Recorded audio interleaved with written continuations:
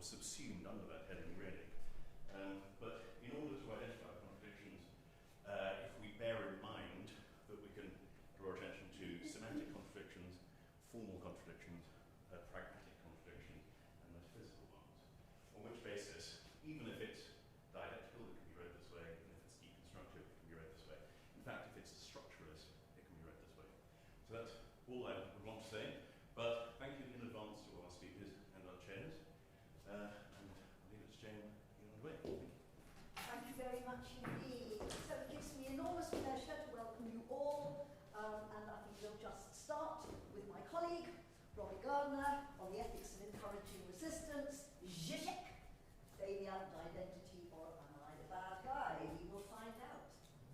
Yeah, thanks very much. It's fantastic to be able to start this day, which the programme suggests will be really rich and diverse and get us thinking. I think this is a nice start because it's very pragmatic, real-world based inquiry and rooted in some sort of real-world examples. So hopefully it should be accessible in a really kind of nice, easy start to the day.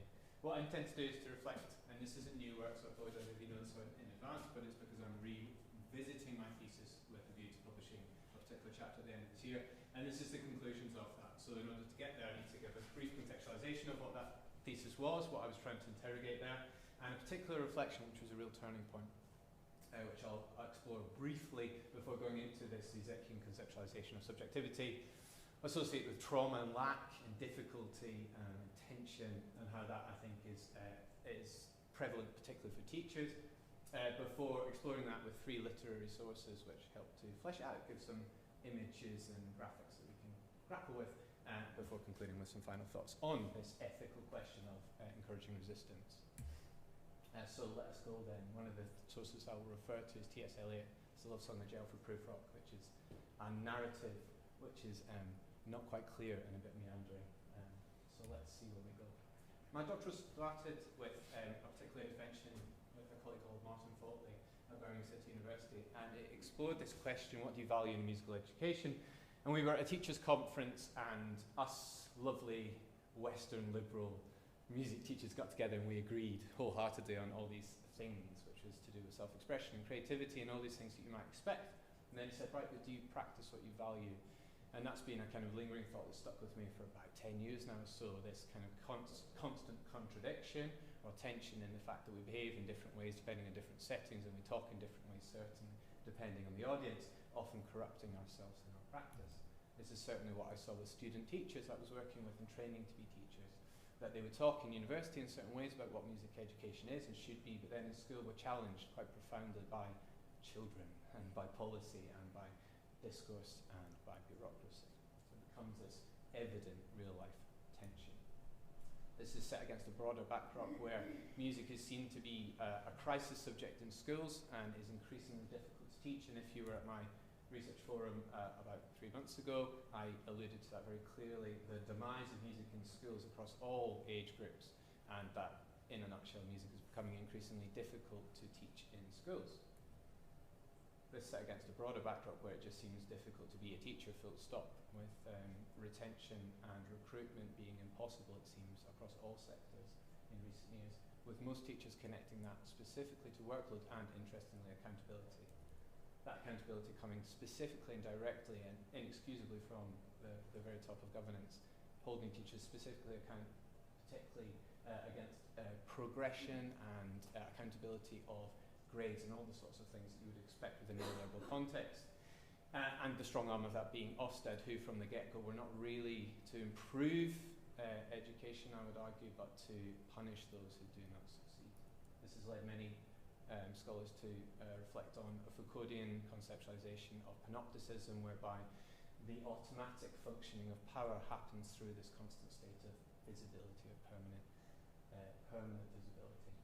Certainly Perriman and others have connected that to that inspectorate process, whereby they would argue teachers behave in ways that are in accordance with what they expect the inspectorate to want.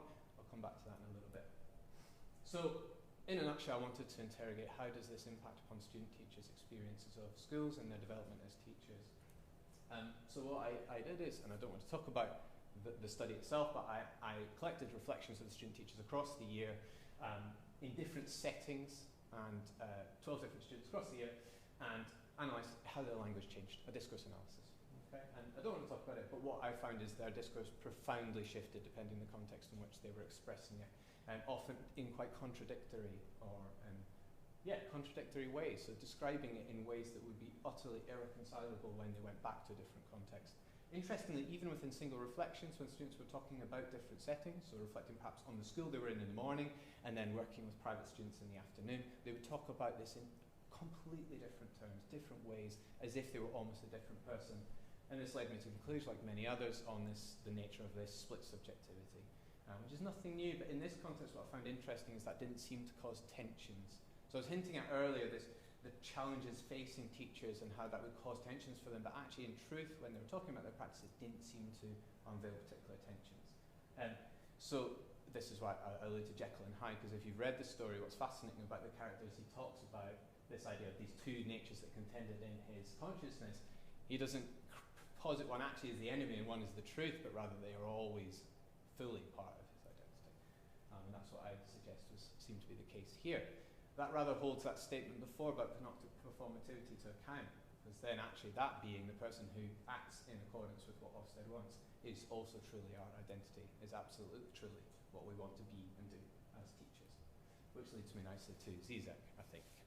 So for Zizek, subjectivity is based on Lacan's premise of null subjectivity and the impossibility, as he would put it, in the signifying representation of the subject, or in other words, the subject can't find a signifier that would be his own or their own. So this idea that there is an impossibility of determining this sense of subjectivity. There is a sense of a subject that is impossible to define. Instead, what then Zizek suggests is the sociolinguistic network, or the big other, to use that kind of Lacanian terminology, is surrounding us. We're born into a pre-existing linguistic network, and those are then drawn upon to try and, as he puts it, to create an imaginary scenario, or the term he uses is fantasy, a fantasy, which is a construction, an imaginary scenario, filling out this void, or aiming to fill out this void, and the possibility of that it never can. And so to try and visualize that in another way, this is an image of, apparently the first image of a black hole. I've shared this lots of times before, but I think it's really helpful. But of course what we see here is not a black hole. What we see is a star being drawn into a black hole. And so what we're really seeing is this corona of the star around. And what that actually defines for us is how the black hole is utterly undefinable. You definitely now can't see what it is. It's very clear where it's delineated in a sense, but we definitely don't know what it is. So there's a positive interpolation in a sense, but it's an irreconcilable difference between that which is in the centre and that which is out. I hope that helps to make sense. So for Zizek then, identity is not so much who am I or what am I, but rather, what does the other say I am, how do I relate to my other, why am I positioned in this way? And so then desire is also not just a subjectively oriented thing, but rather ordinated by the desires of the other. Returning back to that Ofsted example before, the desires of Ofsted become truly my desires. I want to appease this Ofsted. Why do they want me to be this sort of teacher, and why do I act in ways that are accordance with them? It's because it appeases my desire. This leads me to the student-teacher and the tension then in practice, because I said there weren't tensions in their reflections based on this contradictions of themselves, but there were profound tensions that unveiled themselves in their reflections. This particular student talked about a particular lesson where I observed them, and that was just by chance I managed to capture this reflection. And what was particularly helpful about it is they reflected very much on my impression and my aspirations for the student. So what happened is, that, in a nutshell, it was a reggae lesson, but what they did is they did it in that very kind of cold way that schools seem to teach things. So it was through facts, and there was a PowerPoint. And they walked them through, and the children learned all sorts of stuff about reggae, like it was amazing, like it was really quite funny. They learned about what Jamaican people eat and things like that. And then they had this stuff about what's the reggae and what are the key characteristics and who are the key proponents. But the truth is they didn't really do any reggae. They didn't learn about reggae at all. So my feedback was like, if you want to teach reggae, you have to play a reggae song, sing a reggae song, clap a reggae beat. If you're going to do the offbeat, which they tried to do, you have to do it in a reggae style. So that was my feedback, engage them in a more musical experience. Now that is absolutely our discourse. That's an RNCM approach to education, an embodied approach. So that was me unveiling the aspirations of this context. So the student reflected on it and said that was really eye-opening, so I could have patted myself on the back, but actually that was when the problems came to the fore, because when they tried this new pedagogy that was different, a different set of expectations in this new context. It was unfit for purpose, and they fell apart. The lesson didn't work, the students couldn't get it, and the student teacher themselves found themselves in a state of real trauma. I think this was a huge reflection, they reflected on it a long time, stating it was an absolute car crash. Which leads me to question, am I the bad guy? If anyone knows the Mitchell and Webb show, and I've shared this before, but it's absolutely brilliant, this idea of like pointing the finger out there, those are the baddies, Ofsted are ruining education, but actually the tensions the students seem to face could be my making or our making as an institution, our values and ideologies as an institution like the Royal Northern College of Music, setting students up to fail. So whilst I hold to the general discourse in my field, which is about necessary for resistance, push back against neoliberalism, so as like Randall Alsop in New York, I absolutely agree with that from my privileged position, but actually the truth is if it's easier to abide by the status quo and that makes the lived experience of teachers, then shouldn't I be encouraging them to do that? So they can have a life well lived and earn money and have kids and all the good things. And then, actually what then right do I have to ask for or encourage resistance? What are the ethical implications of that? So to move to my literary sources, the second half of this presentation, I'm going to start with Yevgeny Zamyatin's We. I don't know if anyone's read it. If you haven't, I recommend it. It's an absolutely wonderful text, beautifully written, a masterpiece, precursor of all the other sort of dystopian fantasies, and actually very, very influential for Orwell's own writing. But the difference here is that the protagonist, who's called D5103, is not a resistor, doesn't want to resist at all, but instead is quite the opposite, wants to assimilate himself and deny any tension, loves the system that he helped create as an engineer within this mathematically ordinated women's state, stating that all these beautiful things, talks about parallelepipeds, I have no idea what they are, but they sound amazing, transparent dwelling, squared harmony of the Bragle ranks. He says, I had conquered the old gods, I myself had created all of this. So attaches himself wholeheartedly to this system, to this way of thinking and being. But, as often happens in these stories, a trauma happens and he falls in love. And in this case, it is really deemed to be a trauma, a problem, a disease. They actually describe it in the sense of something unnatural, impossible, because it repositions him in a way that he can't make sense of, which leads him to go to the doctor in this hilarious dialogue with the doctor, where the doctor says, wow, you're in bad shape, it looks like you're developing a soul, which he responds back and goes, wow, that's very dangerous, which I think is very hilarious. But actually the point, if you read Bong, is it's a properly traumatic, it's one of the most traumatic moments in the story, because he can't make sense of it. It's not, I don't understand it, he cannot understand, because he's repositioned in a way which is out with his possible framing of understanding.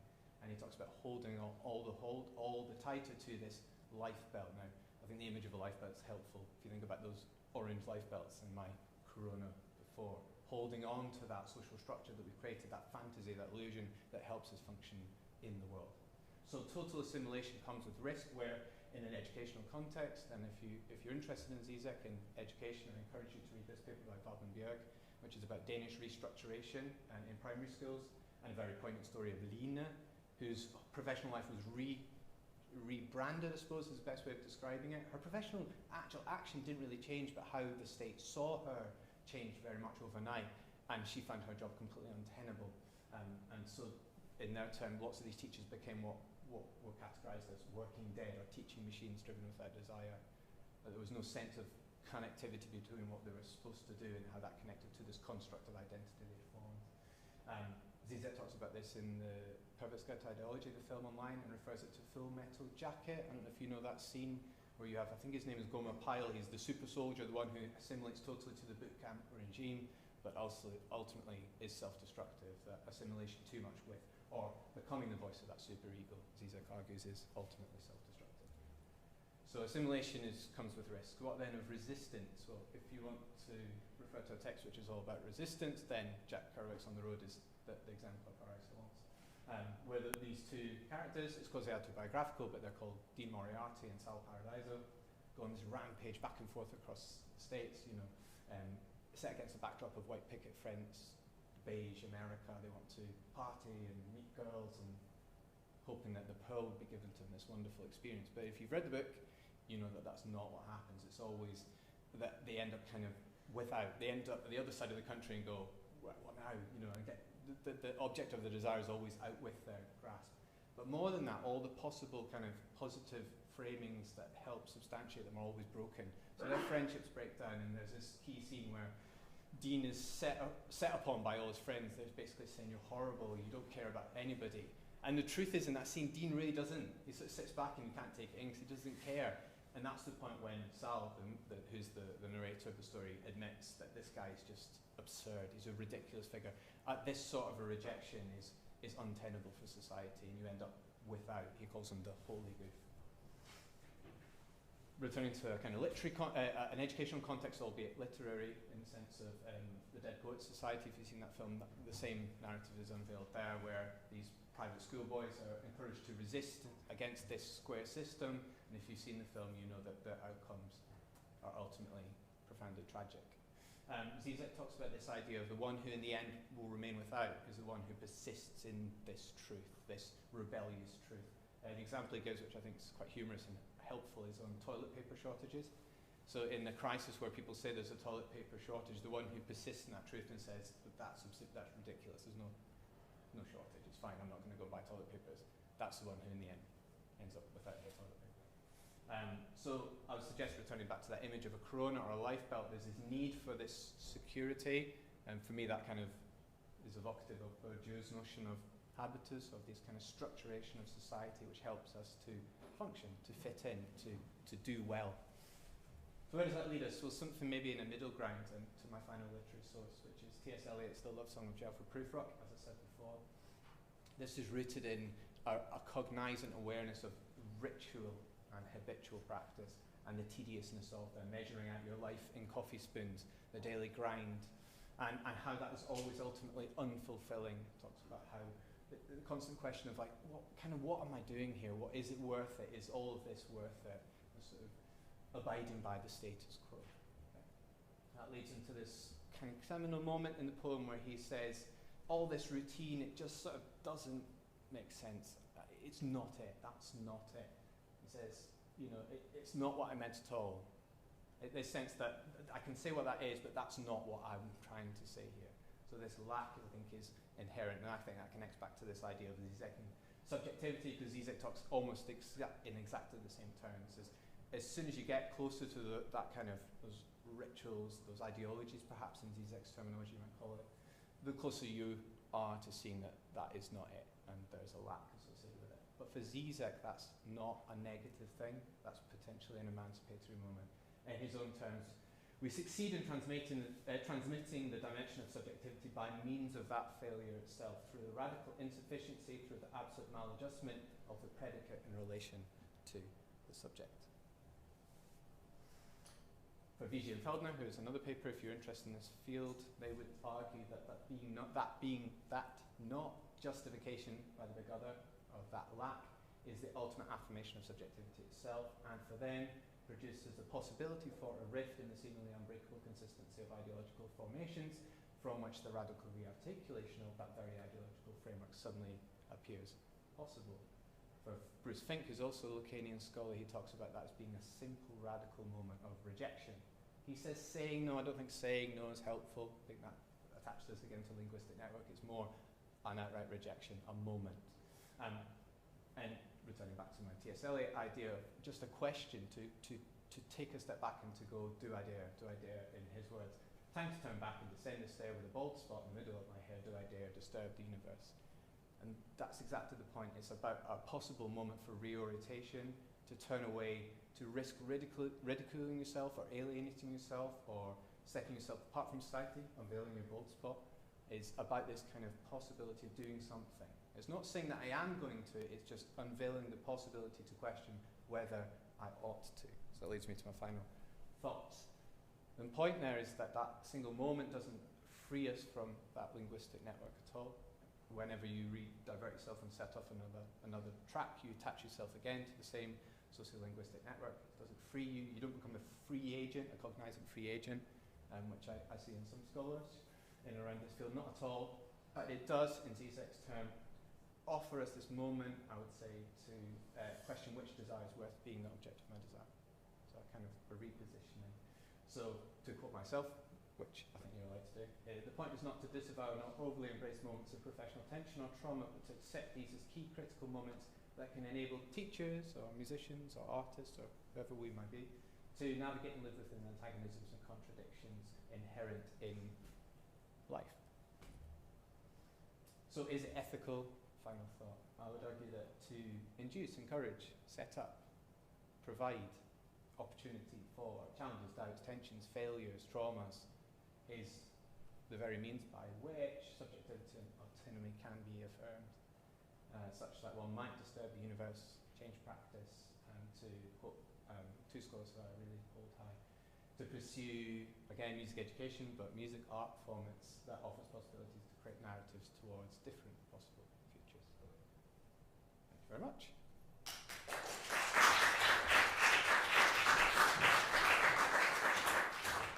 Thank you very much indeed, and I particularly liked the way that you were primed by "I shall measure out my life in coffee spoons to prove the daily grind." Questions and comments? Keith. Thanks for the talk. It's very, very interesting. I just have one thought about that car crash lesson. And I wondered whether, since looking at all this and doing a thesis and all that, whether your perspective on why that was a car crash and how that fits into the overall thesis you presented has changed at all. Yeah, so I said it was a turning point because previously the research had been very much outward facing in the sense of how do I help students, how do I get their lives better. But that was that key moment where undeniably couldn't, in that autobiographic moment that you kind of get, where I couldn't deny that I was an instigator behind these traumas. So the final chapter, the conclusions associated with it were really all about, I suppose, that the ethics of people like myself in our institutions and value judgments that we make and discourses, practices, routines. I'm not sure if that, the playing out of it has been to be less convinced that I'm fighting a good fight. I'll take a question from Chris. Really enjoyed that talk, Robbie.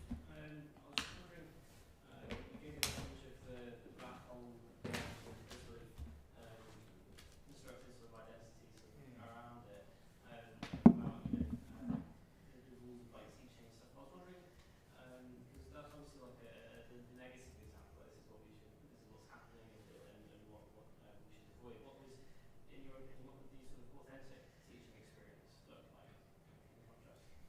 I hope I didn't present it as negative. Oh. I think my point, if I can get to it, is that trauma, that negative is part of the antagonisms prevalent in life. And so, yeah, I think that kind of hints back at this thing here, is that actually my endeavour to try and make it all better is unethical. To make it right. I think that if it all becomes right, then that ends up being like that assimilation of the character from we. That also ends up inevitably causing traumas where you have no autonomy, no possibility for autonomy, because you've given it away. You've given away the moral ground in a sense. So I sort of think that it needs to be tough. Because I think if it's not tough, then it probably means that it's not meaningful. It needs to jar with you a bit. I'm wondering if I've got time for one question before James. Ja- Oh, I can't. James has got a question. Takes Brave man. priority. Just about to present. I was just thinking again about that car crash lesson that you talked about. Lacan distinguishes between what he calls passage à l'acte and acting out. Acting out being the kind of action which is directed actually towards another, whereas passage à l'acte would be something more akin to this radical decision to do something after which something must change. Things can't be the same. I just wondered if you considered the fact that of your intervention and your feedback had this effect of causing your student to act out, to direct something towards you as the other, rather than doing something for themselves. It's a a good question. The answer, I suppose, is I don't know because I didn't ask or didn't watch that unfold or see. Probably that performativity in relation to me in the room was undeniable. Thus, that's why in my thesis I chose to reflect less on students, that going to the students, but more on how these moments have profoundly influenced me and been whatever it was, the other one you called it, for me, those seminal, uncomfortable moments where you're like, something has to change here. Thank you very much. Thank you. Indeed, we're going to give you another round of applause.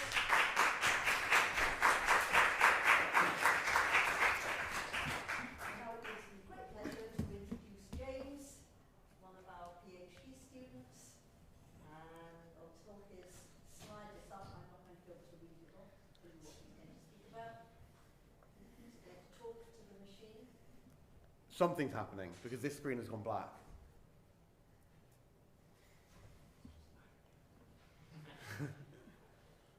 Oh, there we go. And if I slide this one way or the other, or if I just hit present, then maybe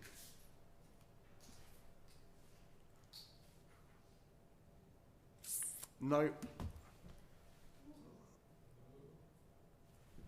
Okay, please bear with me while we have technical difficulties.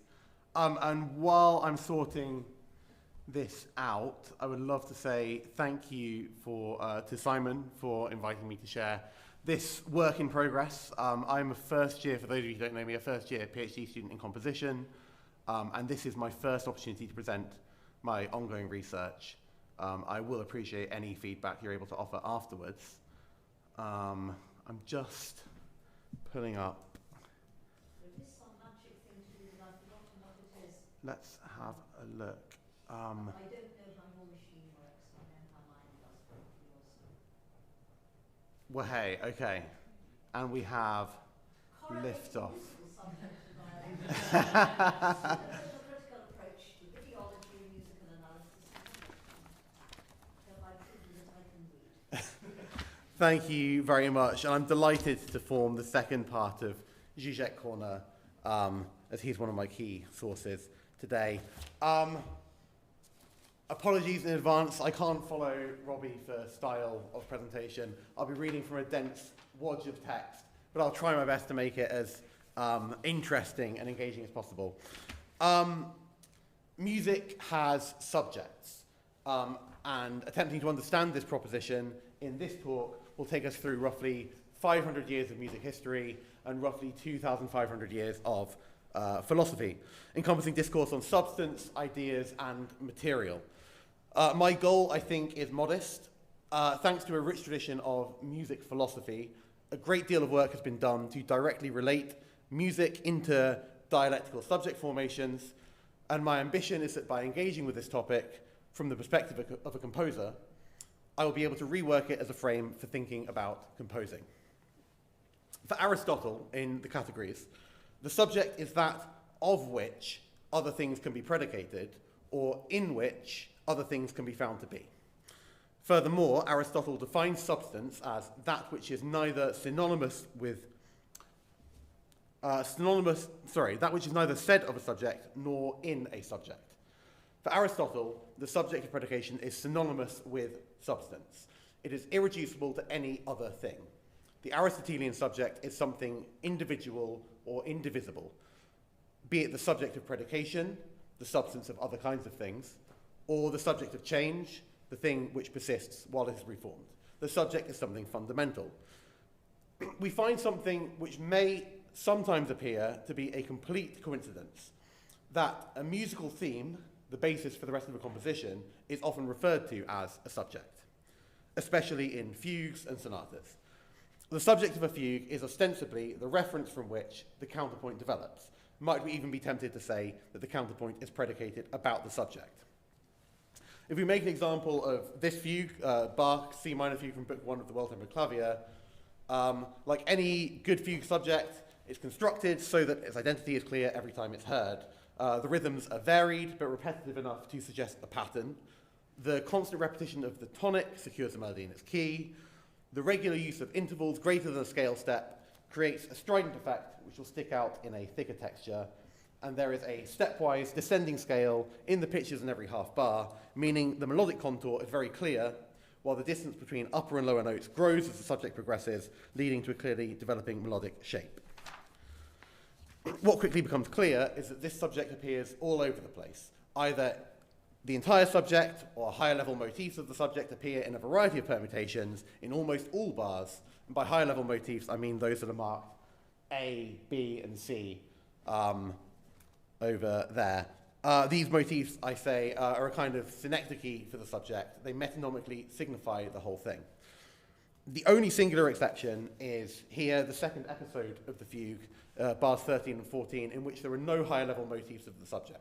However, a careful analysis will reveal that motif D1 is present here, appearing in inverted as well as retrograde permutations in the middle and lower voices.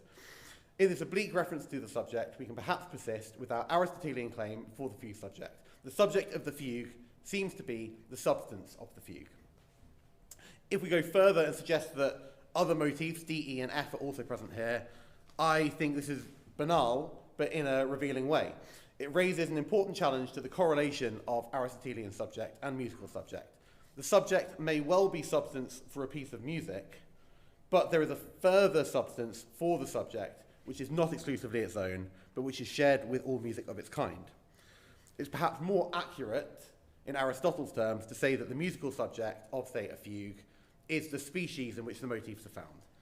Certainly, if we take an example such as Beethoven's Fifth Symphony, we find that it is the motif which is subject to the action of the piece.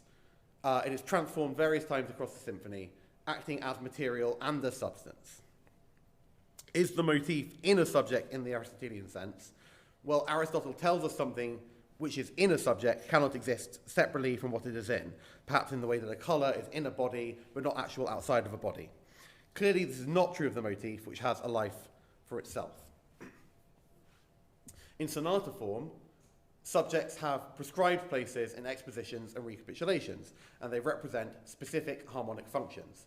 According to Hepikowski and Darcy, the tonal purpose of the exposition is to drive to and produce a secure, perfect, authentic cadence in the new key.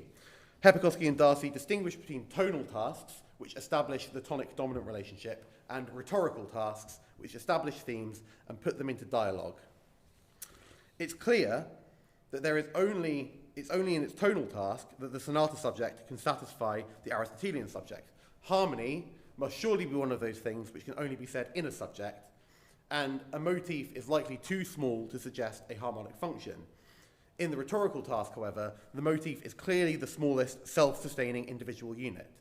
The sonata subject, then, is a negotiation between two subjects, the tonal subject and the rhetorical subject. To understand this, it may help to think of two radically different examples of sonata form. Let's set the first movement of Haydn's sonata in C that we're about to look at against the first movement of Boulez's second piano sonata. In the exposition of this Haydn sonata, there are not really two differentiated rhetorical subjects. The transition to the dominant, which is effective from the 6th bar onwards, but only really secured by the F sharp in the 8th bar, is the sole functional indication of differentiation of themes. The tonal task is clearly prioritized in this music, with any rhetorical differentiations being sublated within the harmonic differentiation of the music. The link between early sonata form and Baroque rounded binary form is clear in such music. Meanwhile, in Boulez's sonata, which is composed using strict 12-tone serialism, there is no tonic-dominant relationship and no possible tonal function beyond complete negation of tonality. The differentiation of subjects in the exposition is entirely rhetorical. That we know these pieces to both be in sonata form leads us to identify subjects. They are subjects insofar as they are substantive for sonata form. However, they are given substantive function by their organization within the sonata structure. The sonata is trapped within the mediations between its purpose for sonata form as rhetorical structure and sonata form as harmonic structure, but also by the powerful contradiction that such a purpose can only be retroactively defined because the subject has facilitated such a structure. This is the Lacanian subject, the subject constituted by an identification with the other. Lacan illustrates this process of identification, known as the mirror stage, in his graph of the point de capiton, sometimes translated into English as the quilting point. the subject's retrograde double intersection,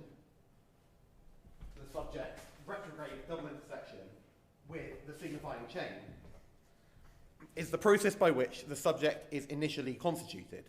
In other words, I first encounter what Lacan calls the treasure trove of signifiers here.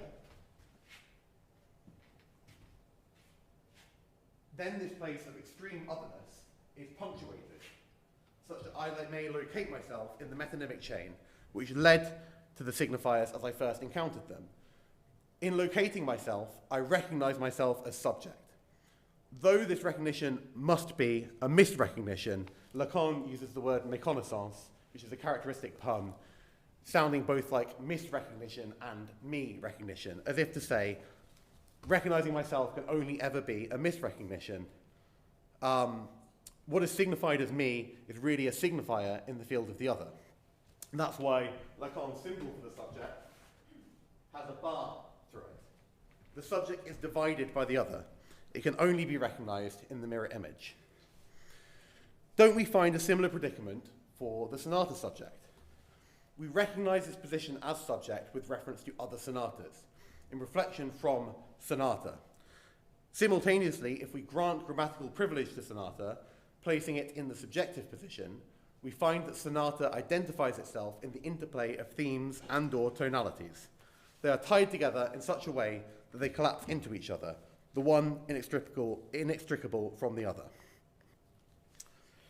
As Hegel says, the disparity which exists in consciousness between the I and the substance, which is its object, is the distinction between them, the negative in general.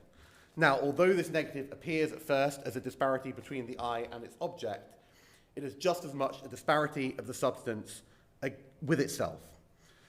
What seems to happen outside of it, to be actively directed against it, is really its own doing, and substance shows itself to be essentially subject. The sonata subject is only subject as it is reflected as essential substance of a sonata. In the tonal function, the subjects qua sonata subject are incomplete without each other, as the tonal function demands that every subject must stand in harmonic contrast to another. The subjects in combination thus giving way to the species of the exposition, which is the place where the subjects interact. Moving to the rhetorical function, however, we find that a singular subject can contain sufficient rhetoric to sustain the sonata.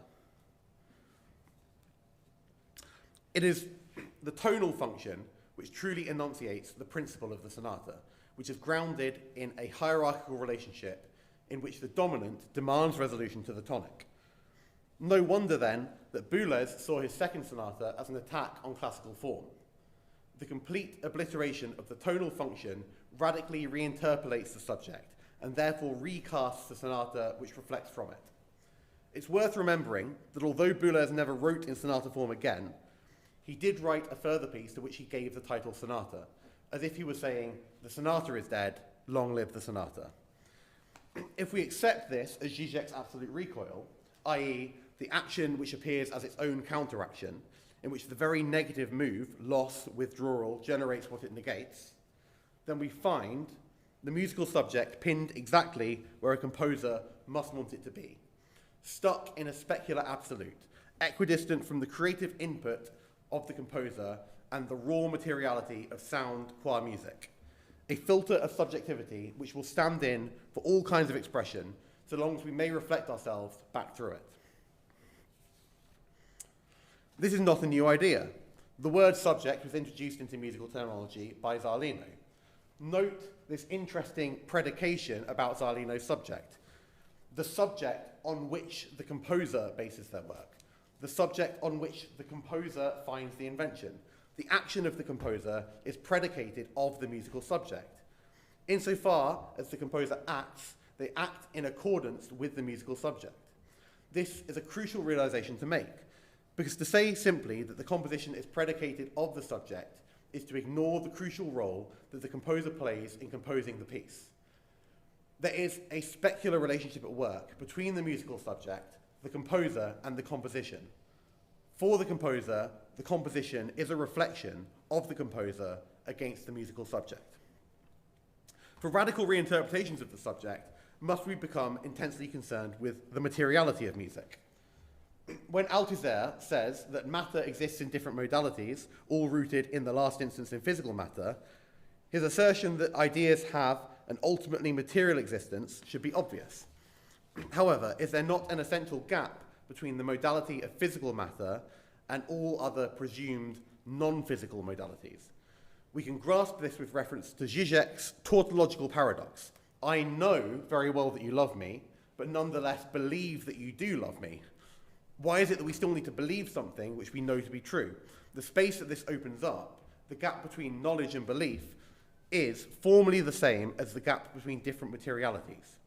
We know that all matter is ultimately grounded in physical matter, but nevertheless, we believe that there is some other kind of matter which differs from physical matter, at least insofar as the former can be grounded in the latter. We can see this at work if we introduce a new musical example as a point of comparison. Cerulean, by Rebecca Saunders, is a 2011 composition for solo bass clarinet, which explores the physicality of the instrument through the performer's interactions with it. Through combinations of trills, multiphonics, and flutter tonguing, conditions are created for uncontrollable audible events, such as the clicking of keys on the instrument and acoustic beating between two simultaneously sounding different pitches. There is clearly a focus on physical materiality in a piece such as this one. But what about some other kind of materiality? Well, we can look no further than the score itself to find an example. The score itself, in fact, is not a physical material of the sound. It's grounded in its own physicality, which is entirely disconnected from sound. The score, qua generator of sound, is an entirely ideal material. In the style of Zizek, we might say, I know that the score is material as paper and so on, but I nonetheless believe that it is material as sound. How do we trace the musical subject as it develops from Bach through to Saunders? Althusser's dual propositions that ideology interpolates individuals as subjects and that ideology has a material existence guide us to some extent. The differing materialities of Bach, Haydn, Boulez, and Saunders result in the interpolation of different kinds of subjects. These subjects exist within the contradictions which emerge when we conceive of subject as matter or of matter as subject. We might be tempted to link them with what Adorno calls an articulation of the truth of philosophical consciousness, a truth which can be encapsulated in the fidelity with which it holds fast to a negative state of affairs. As the idea and the material allied each other, whatever is left should be this truth. And what is left? Lacan gives us the perfect symbol for such a remainder, the objet petit a, the vestige of the real, which lingers at the fringes of the imaginary, which cannot be absorbed into the symbolic. The composer who desires to rewrite the musical subject must situate herself in new contradictions of the kind that Adorno highlighted. The paradoxical elision of material by a supposedly corresponding idea leaves this remainder, and as we pursue a greater rationalization of musical material, all we do is slice closer and closer to the objet a without ever reaching it.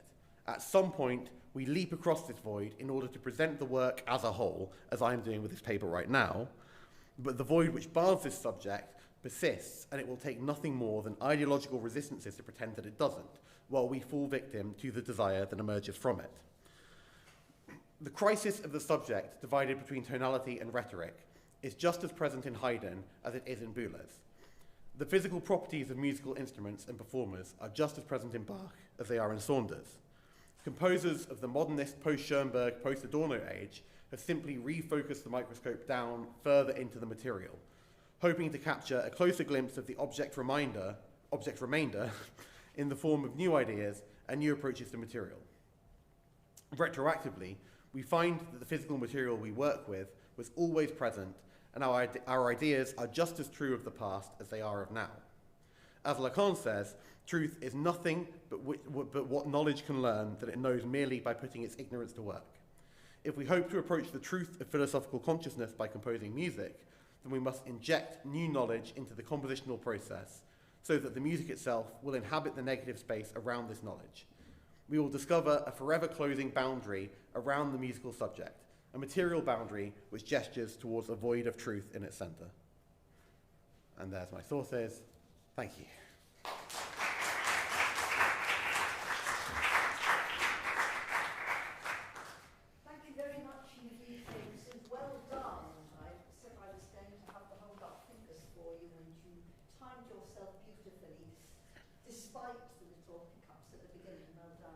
So questions? Yes, David.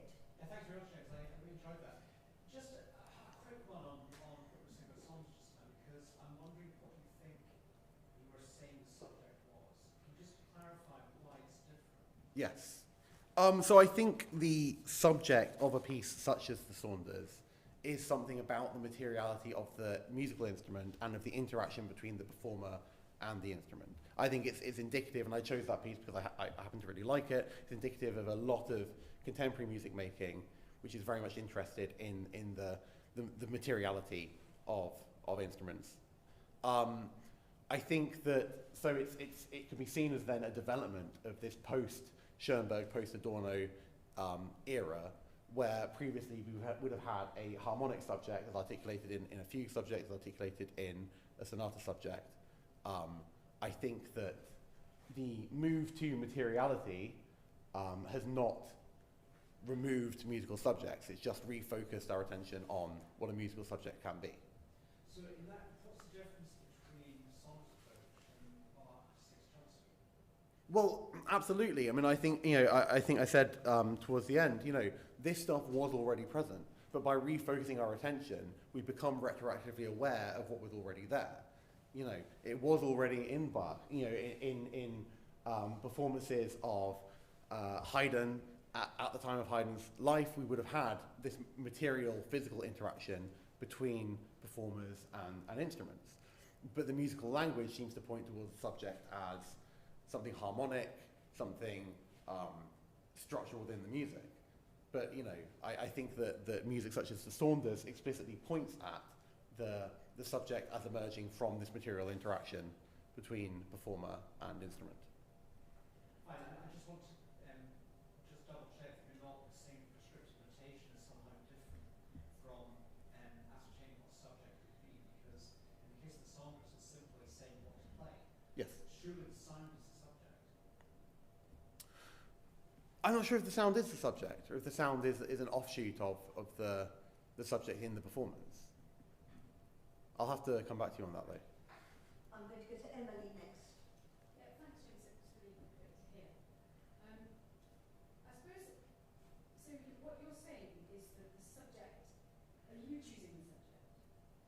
Am I choosing the subject? I'm saying the subject emerges in this mirroring relationship between, I've chosen the example of the composer. Anyone who engages with some work of music, some musical work, in between them and the raw materiality of the music, there is this filter of subject, in which, whoever...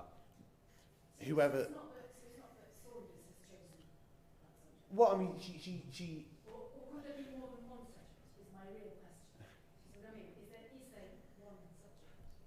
Is there one subject?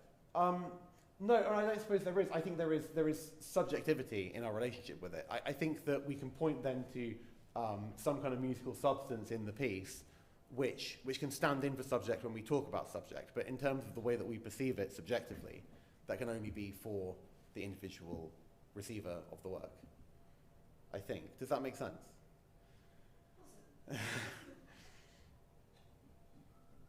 Simon, and then there's a question at the back. Let's go to Simon first. Just to continue that line of thought there.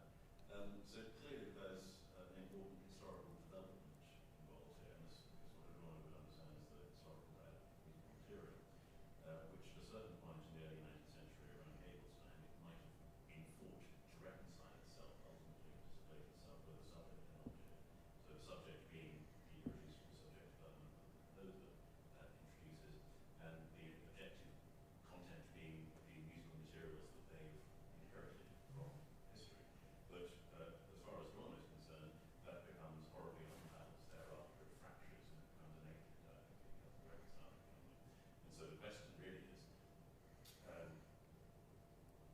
in as much as Adorno, for the most part, is speaking of there still being an irreducible subjective element, are we saying, in linking it to the object quotidien in the Canon, that it's more or less absent, or at least it's impossible to find, it's a sort of vanishing? Oh, absolutely. Yeah, no, it is, we're ever closer framing in on this, but never reaching it, yes. I'm sorry, I don't know your name.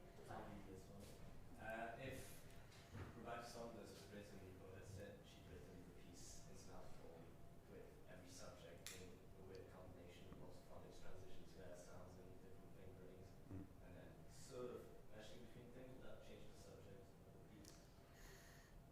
I think it would.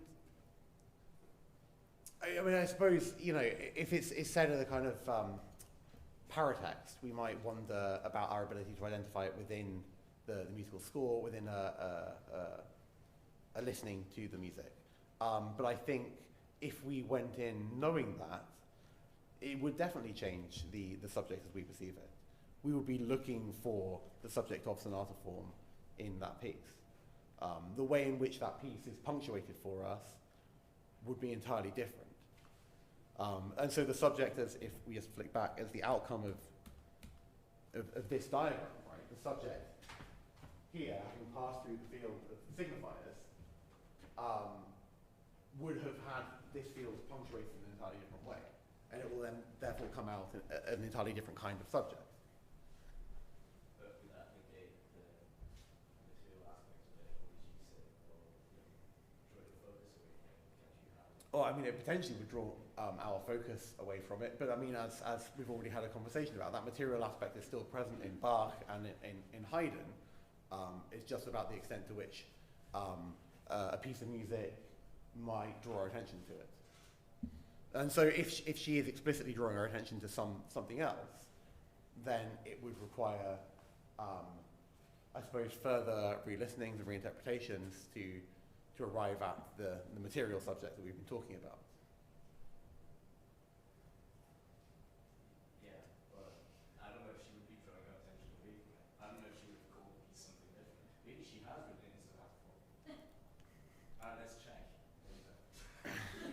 But of course, then our understanding of the subject of that piece, if we go through with a sonata type reading of it, trying to find the sonata subject, it would change. Our relationship with the piece would change. The way we understand the piece would change.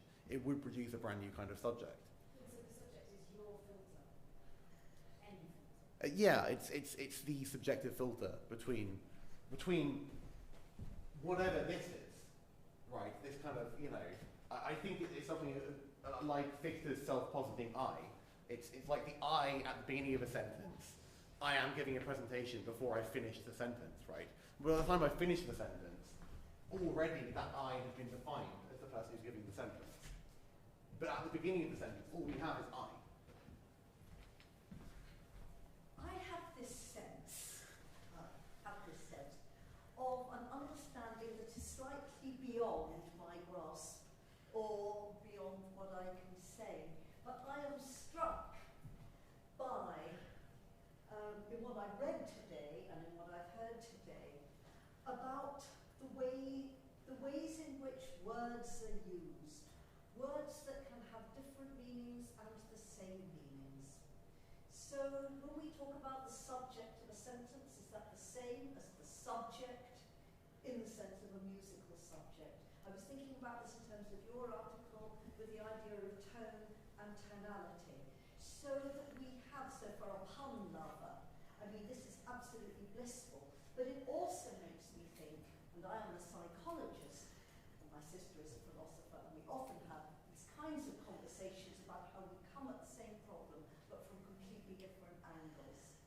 And so, and I remember back to being an undergraduate psychology student and grappling with the question of whether the truth is there and we just have to uncover it, or whether there is no such thing as truth and it is we all construct our own reality.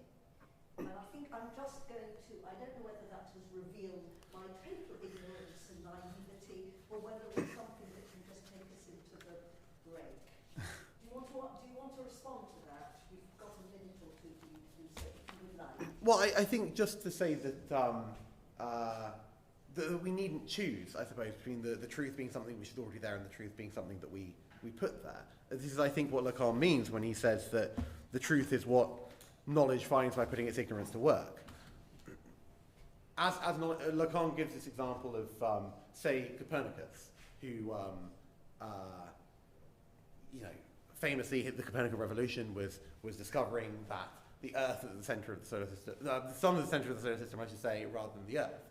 But of course, then what's revealed by that is that the notion of centrality within the solar system being key to our understanding of the solar system remains exactly the same, right? It's at the fringes of Copernicus' revolution, we find that there's something which is still, say, the same. You know, this is what Lacan calls the ignorance around knowledge. Right. You know, I got it all wrong, and of course we're not stopping at 2 o'clock because we still have Phoebe's talk. So I think maybe we should leave it there and give you a round of applause. Thank you very much indeed.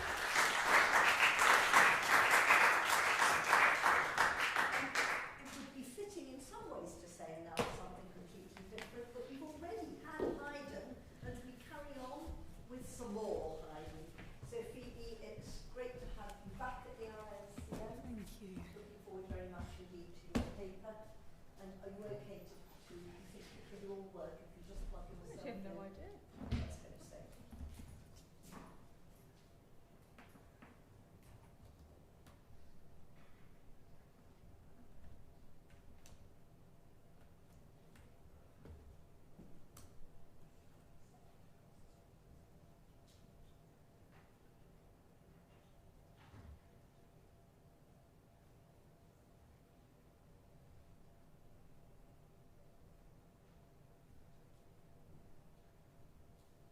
What did you do, James, to make the talk? To the Where's it coming? It's intense. That seems very magical to me. Well done.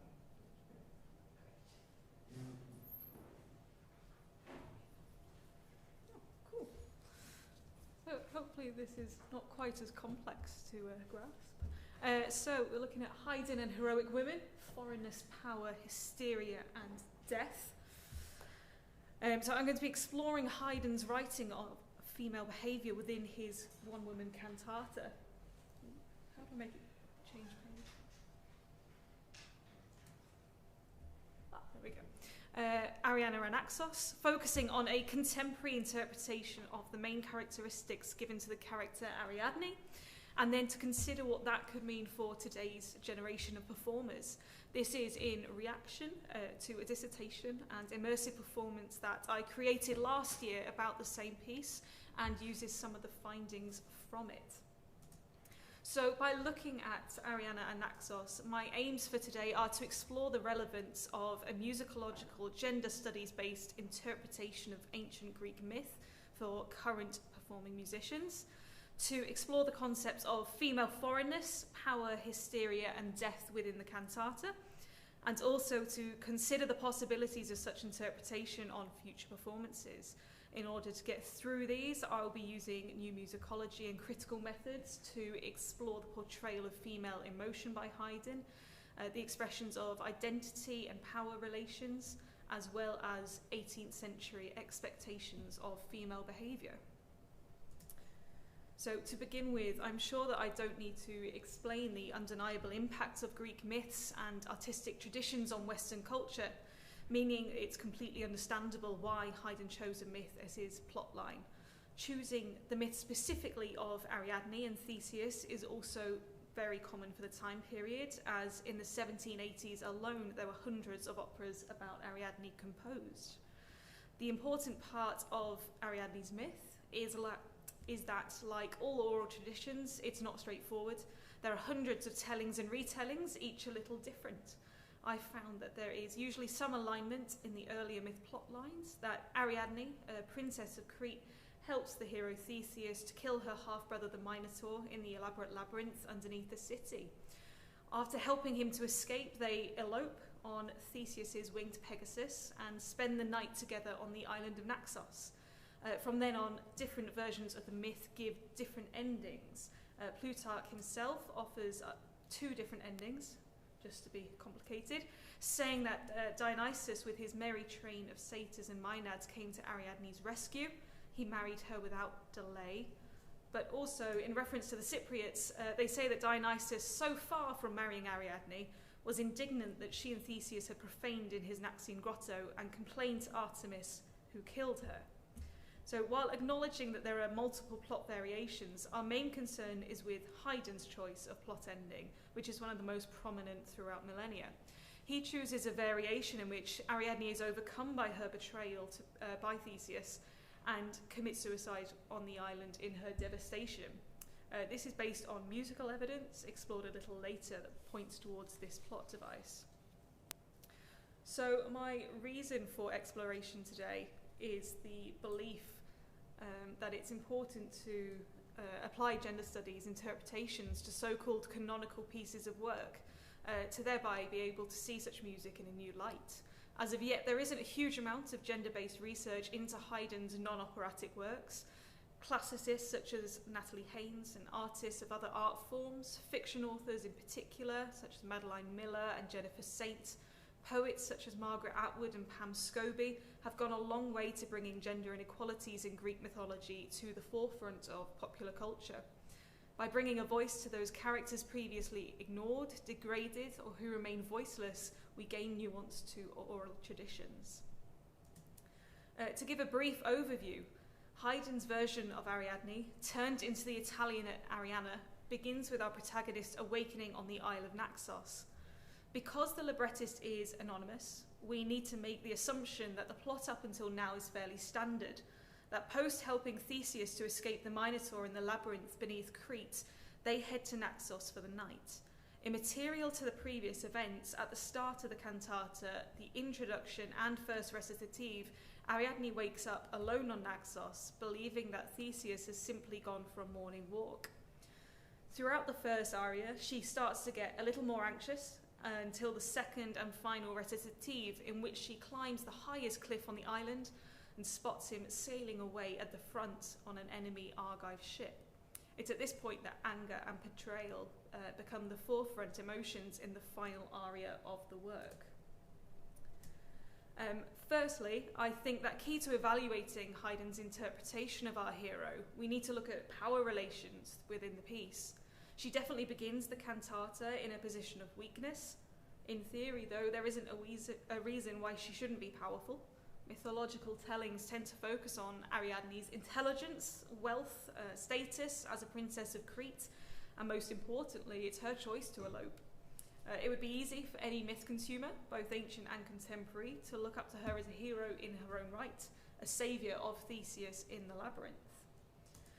The big however, though, is deciding to what extent Ariadne actually holds power within the cantata. The philosopher Michel Foucault says that we can see power as a set of relations and strategies dispersed throughout a society and enacted every moment of interaction, meaning that to understand a character and their personal relationships, we need to understand the power plays at work. I've just said that Ariadne begins in the cantata in a position of weakness, and here it is musically. An extended introduction invokes her sleepy awakening, followed by her slow and gentle first words, Teseo mio ben, dove sei? Or Theseus, my love, where are you? While mild and tired here, it's really not a great sign for the rest of the plot. As the audience, we know she's been left. We're just waiting for her to figure it out, hence her position of ignorance and weakness. Although we've established that Ariadne has status as the princess of Crete, as the title Arianna and Naxos suggests, she's not in Crete anymore. By eloping, however briefly, she's estranged herself from her home and from her centre of power. She has little status in Naxos, and although having gone willingly, she's placed herself in a position of political weakness. Musicologist and feminist Catherine Clement remarks heroines will often be foreigners. Their foreignness is not always geographical, it appears in a detail, a profession. Ariadne has made herself a geographical foreigner, but the character's also at risk of losing her profession as princess. Having moved away from her seat of power, Ariadne and Theseus's diversion to Naxos sparks an emotional vulnerability. The so-called freedom of elopement sparks a vulnerable state of mind even before she realises that she's been abandoned. After waking up, Ariadne's loss of power is evidenced by Haydn through the character's foreshadowing of a bad dream, in which Theseus leaves her, but she gaslights herself into believing it is false. Her words, "Un lusinghiero sogno fallace, m'inganno," or it was only a false dream, I was wrong, echo those of the Princess Cassandra of Troy from Homer's Iliad, who could prophesize the future, but was cursed to never be believed. The double N of m'inganno is placed right over the interval drop. It's almost a laugh, a throwaway moment of silliness. This lack of mental certainty creates a weakness by Ariadne for herself. The self-doubt that curses her is true, and she's just moments away from realising it. Although this decisive weakness was created by Ariadne as a character to further the plot, it's ultimately Haydn's decision himself through the choice of plot direction. Officially, there is no physical interaction between Theseus and Ariadne within the music, but the threat that Theseus poses is omnipresent, and therefore so is his retention of power. Any reactions by Ariadne are directly caused by his actions, inactions, or indecisions, so he can't not be considered the antagonist of the piece. Judith Butler uses the physical body to say that the female body ought to be the situation and instrumentality of women's freedom, not a defining and limiting essence. This move to the physical body and the physical nature of strong emotions also explores the idea of liberation through painful experiences, but this time explores the idea of a performer feeling the freedom to act out their passions as they please. In terms of sexual empowerment, the entire cantata begins with the idea that Ariadne has just had sex for the first time. She is now in a state of physical and emotional vulnerability, the time when she should be certain of her life choices, and from her dismissal of her false dream, she clearly feels she is certain. Historian Anna Bull talks about the anxiety and fear produced within mainstream bourgeois society by even the thought of unregulated female sexuality. This suggests that Ariadne is not only limited by her sexuality, but that the focus by Haydn on this vulnerable act as the very opening of his cantata creates a deliberate sense of shock for his audience. It's inescapable that Ariadne has been abandoned post-loss of virginity. She's emotionally and physically not who she was, and for whichever reason Theseus chose to leave, she has nevertheless been left in a physically vulnerable state. And so we move towards the elephant in the room. We know that Ariadne is about to realise that Theseus hasn't just walked around the corner, about to return, and that events are about to move a little faster through the second recitative. Moving further through the cantata to the point of Ariadne's realisation of abandonment and reaction to it, Haydn has presented her extreme pain and supposed madness over her abandonment.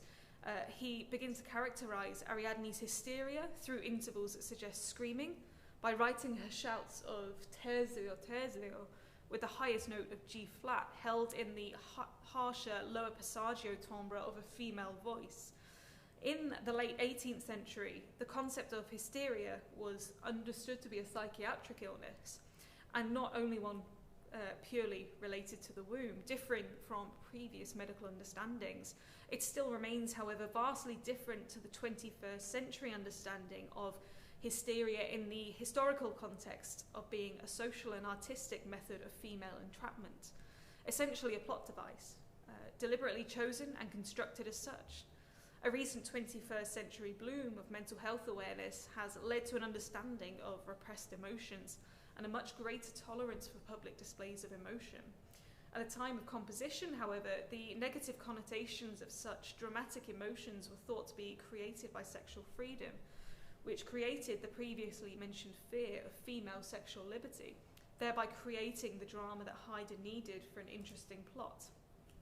This was also touched on by Strauss, but presented in a very different comedic way in his opera Ariadne auf Naxos with the same titular character.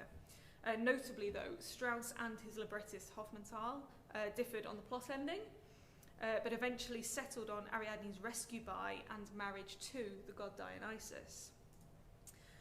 Returning to the revelations of Catherine Clement, could we flip the coin and suggest that Haydn has created Ariadne's role to be empowering?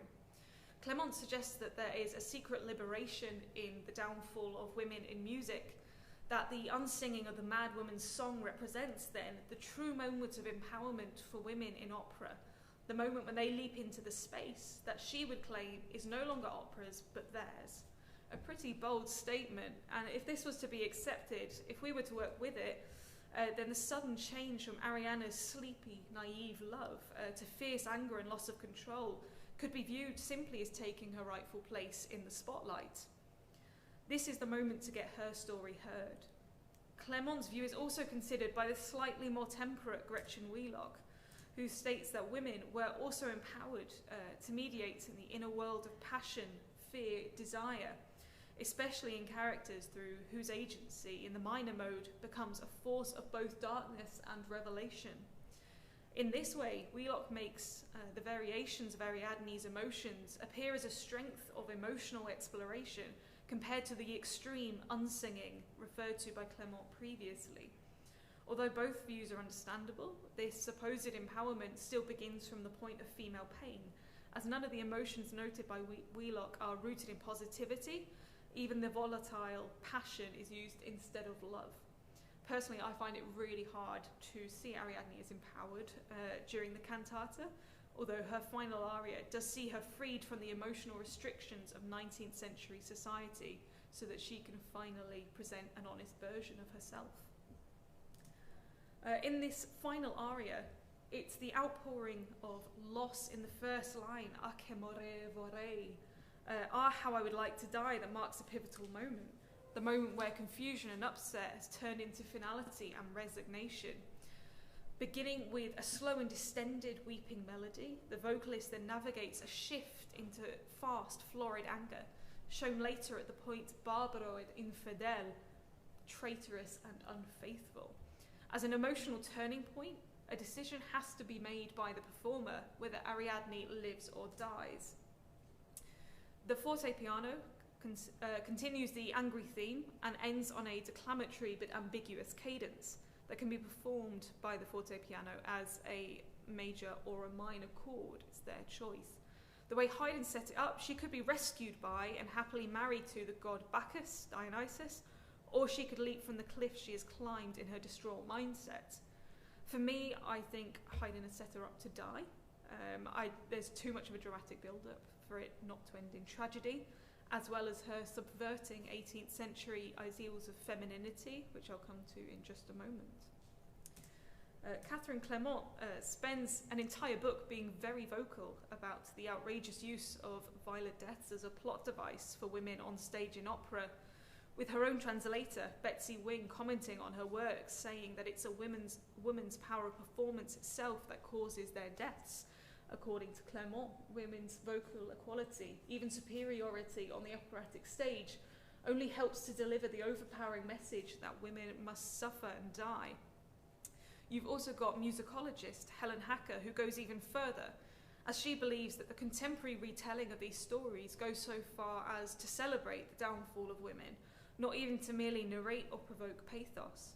The implications of this on modern performers then would have to be the consideration of female tragedy as entertainment and how to navigate beyond using gender discrimination, even of performers' own gender, as a platform to successful performance.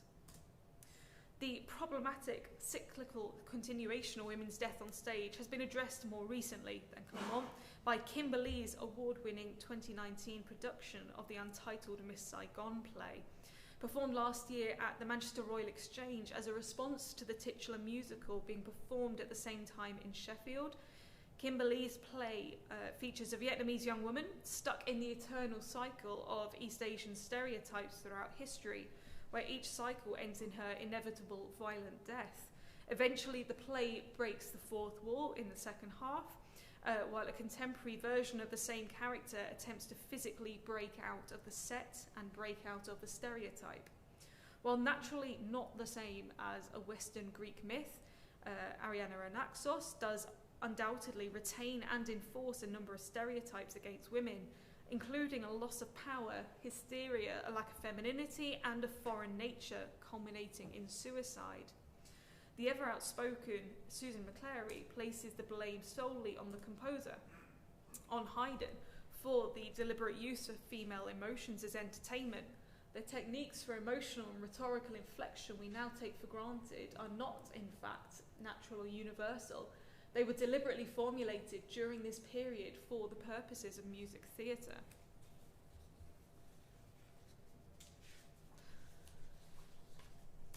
So let's move to a slightly different question then. Does Ariadne behave well in modern terms? Sure, it's understandable and acceptable to display emotions as they're felt, but in Haydn's period, of course, really not. She's eloped, she's screaming, she's had sex. We've already spoken about Ariadne's emotions being perceived as hysteria in the 18th century, but actually I think that we can take it further to claim that Ariadne starts to go against typical female characteristics of that time. The combination of sexual, physical and emotional liberation leads to exactly that, modern liberation, but 18th century subjugation. It's still being widely debated whether the concept of female identity refers to the binary only. If it does not, as contemporary research is moving towards, then the performer may choose to perform the character of Ariadne to any degree on the gender spectrum. Not a new argument by any means, but McClary again suggests that music serves as an ideal site for examining the always gendered struggle between mind and body. That has characterized Western culture from its beginnings. McClary continues by describing part of the problem with defining female characteristics is that musical delineations of the feminine or the masculine were shaped by attitudes prevalent in the societies in which the composers lived. This means that the time gap between performances of Haydn's 18th century and now lead to some large differences in expectations of femininity. With Haydn's Ariana and Naxos, womanhood, femininity and female power are core themes running through the music, and so it's got to be a mistake as contemporary performers to not open to the possibility of rethinking what womanhood means to us today. We return to Michel Foucault, who succeeded in forcing contemporary feminists to rethink the conceptual frameworks which underpin much of what is characterized as common sense within society. To conclude, I'll leave you with a question.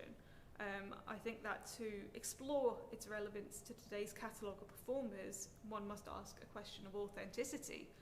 And is it more important to remain authentic to an accurate historical performance, the ideology of feminism, generational developments of gender, to the composer, or to a performer's own voice? Thank you very much.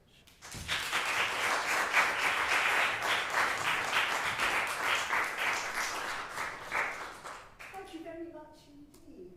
Questions? David has one. There's one at the back, and then Austin. So David first.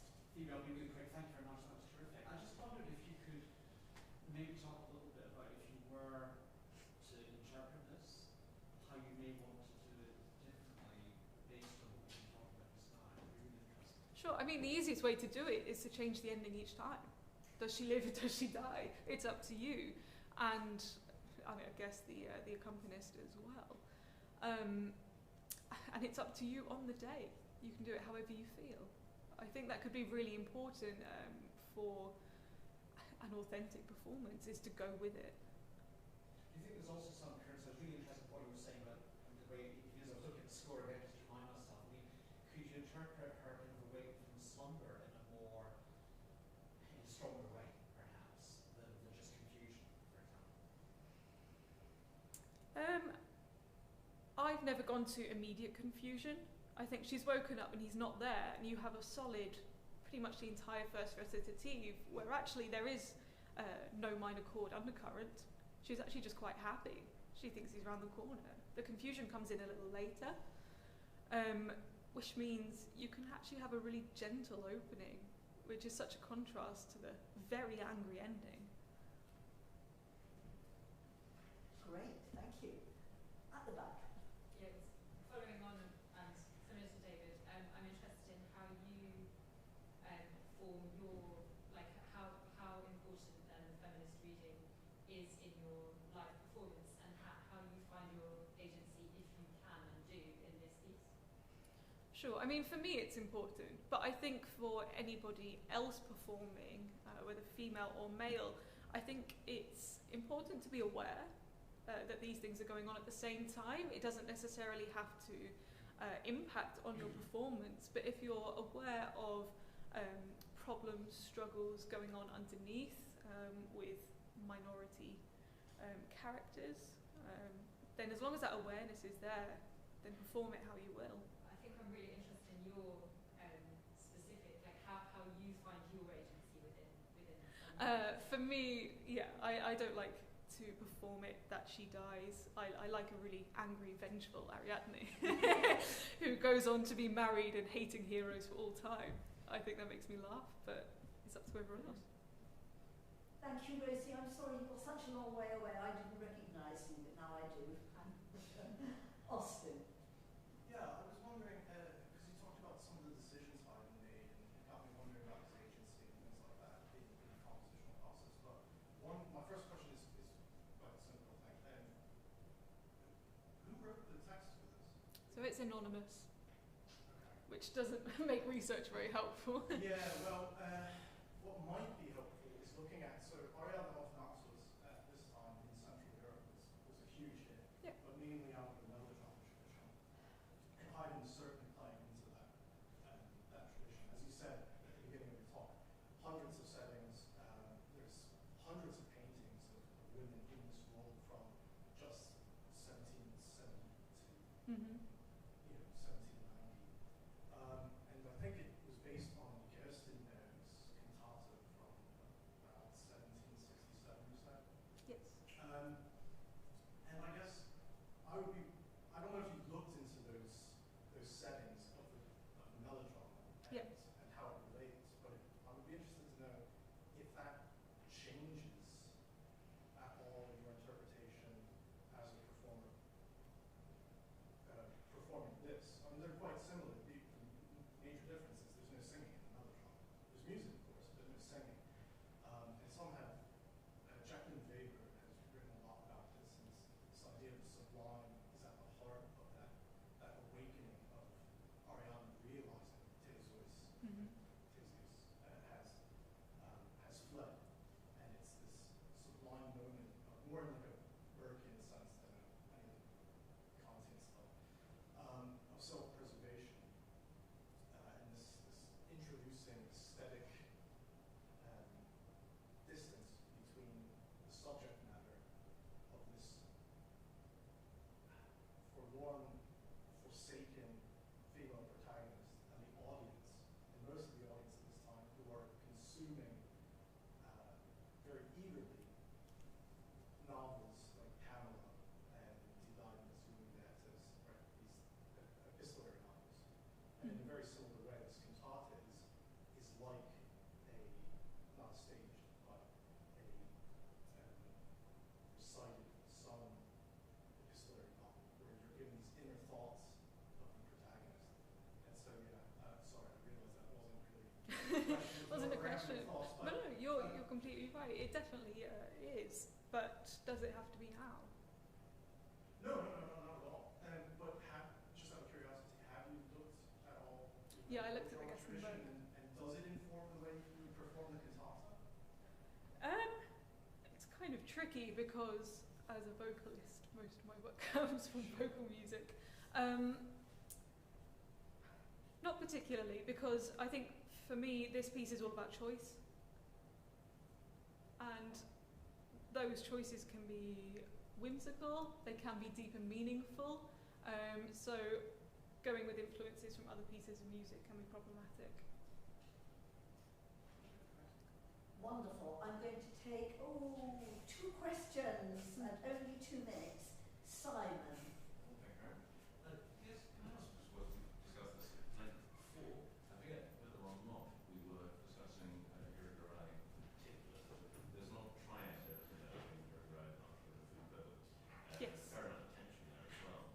And in the former, the idea really is that in the Western tradition, especially after Plato and the Chinese, where the woman is utterly featureless, the man figures as the idea as well as the instantiation of the idea.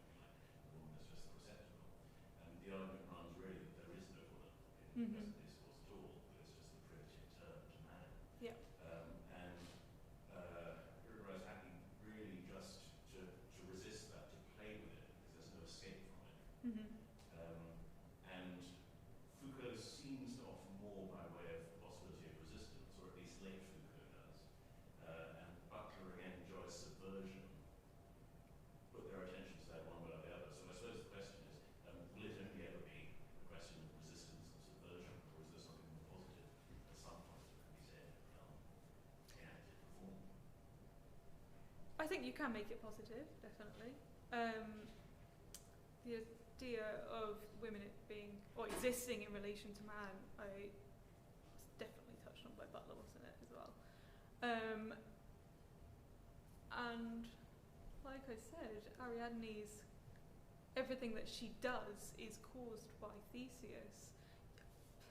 If you go with the more positive ending of her getting married, for me that's still not particularly positive, because she's escaped death to end up as a traditional housewife. I guess that is a bonus in some way. It depends. So you can play it any way you want to. For me, it's not a positive story. I think I'm going to take chair's prerogative. I'm going to offer you a round of applause and suggest we continue in Brodsky over refreshments. Thank you very much.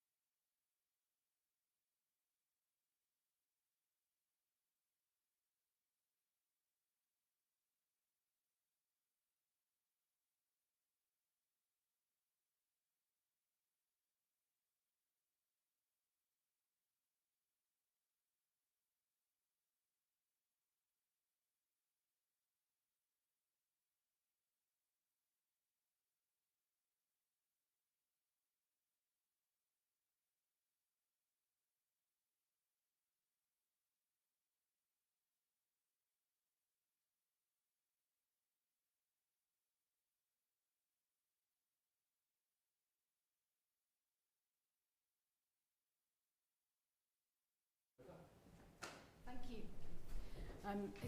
Thank you for inviting me as well. It's great to be here. So I sent out, just read a little bit from the abstract. So I've written this before. The transformation of mathematical notions into musical ideas has become a highly valued research methodology within my compositional practice. Whilst never a direct translation, it is precisely by attempting to carry out this impossible task that something is gained for me. And I find that this approach often reveals new questions from unusual vantage points that result in unexpected ways to organise sound. I find it helpful to distinguish between compositions that are, in some sense, intended to be mathematical structures and those that are motivated by mathematical structures. And both scenarios are creatively interesting to me. So I strive to balance kind of intense immersion in areas of mathematics in collaboration with mathematicians, with periods when I just allow all that to kind of defocus in my brain and anything goes. Certainly mathematical truth almost never holds in what I'm doing.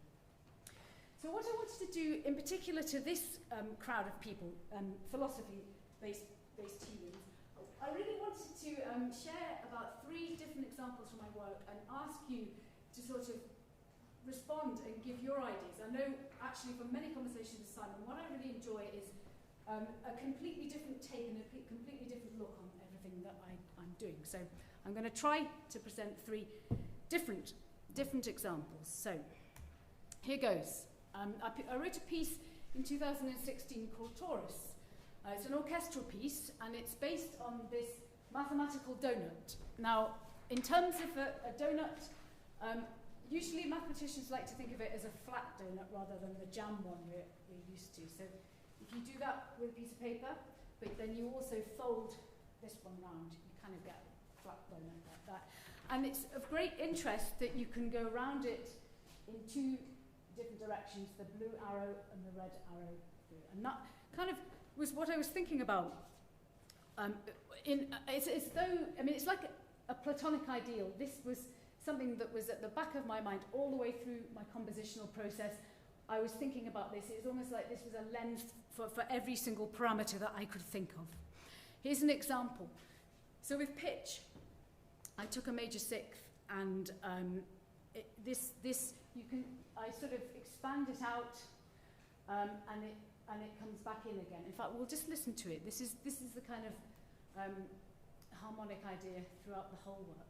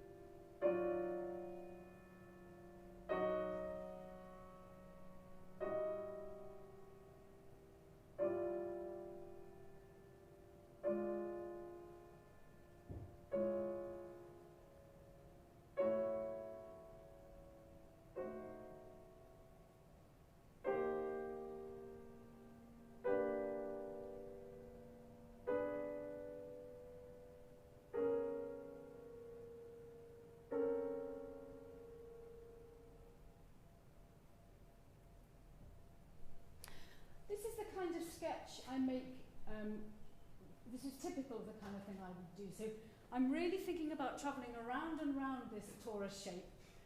I'm thinking that one side of it, I take those chords and they are presented in a kind of, as not as dyads, but four-note chords, but in fact the other side they're presented alternately. And this is the basis for the entire string part for the piece. It's as though I think of journeys around this circle. In fact, you can see on this next slide here, the piece is created with these journeys around the torus, thinking as though I'm travelling around this way.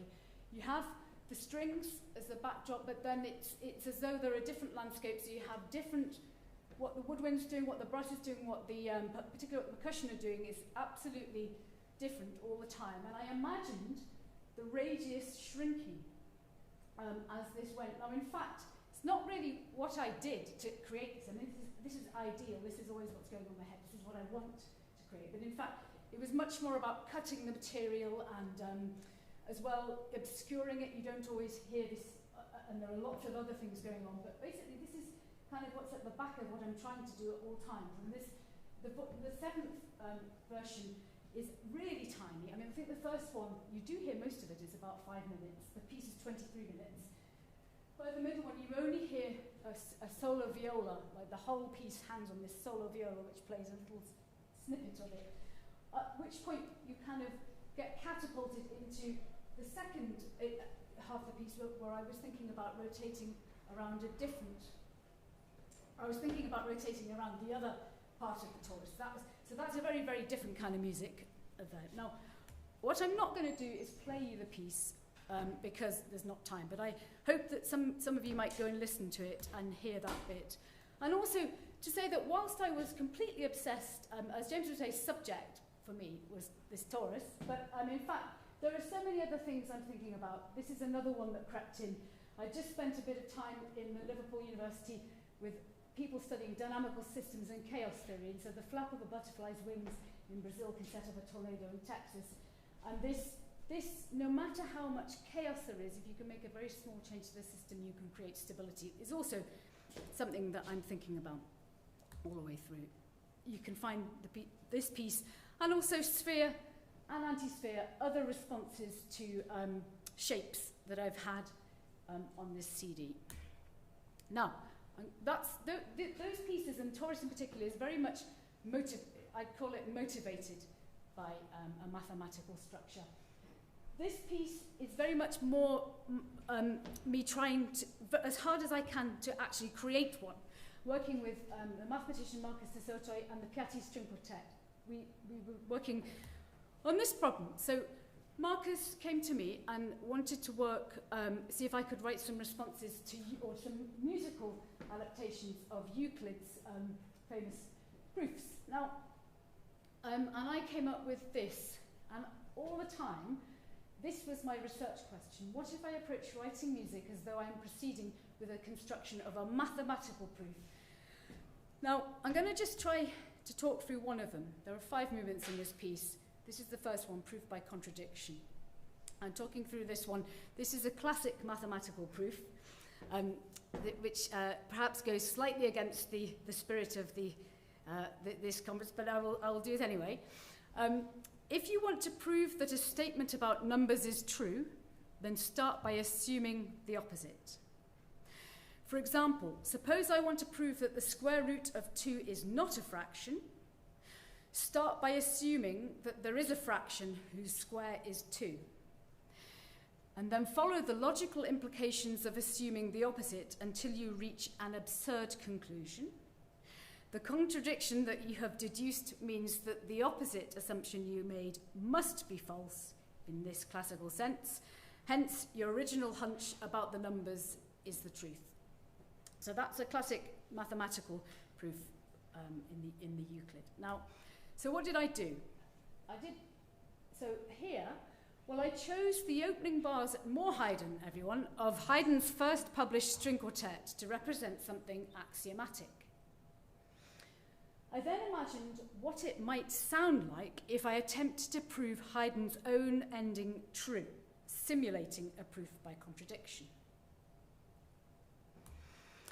I asked myself, suppose the opposite is true. And this helped me with a number of creative decisions. So beginning with extremely high and low sounds rather than the middle register. So just to go back, that's the Haydn there on the first lines. So extremely high and low sounds rather than middle register. A gradual transition from soft to loud rather than loud and then abruptly soft. All 4 instruments playing at different times rather than together. And always getting faster, i.e. a gradual accelerando rather than having a steady pulse. Of course, other composers would have done something completely different. I then used the ideas to create music with the aim that it led directly into a musical contradiction of Haydn's axiomatic opening bars with the instruction reductio ad absurdum, repeat ad infinitum. And that is something hopefully slightly contradictory on the page here, because that's impossible in reality. But it's also very neat. I like putting this into my score. And then with this game-like approach, I accept that the Haydn ending is true. True. Obviously, it's not true in any sense mathematically, but what I have done here is something I would never, ever have done had I not done this project. So actually, and now in many ways, I can say, just suppose the opposite is true is something I've used since in many different ways, perhaps less obviously. So I'd just like to play that to you. So it's a very short piece, it's a couple of minutes. Let's go. This is the Piatti String Quartet.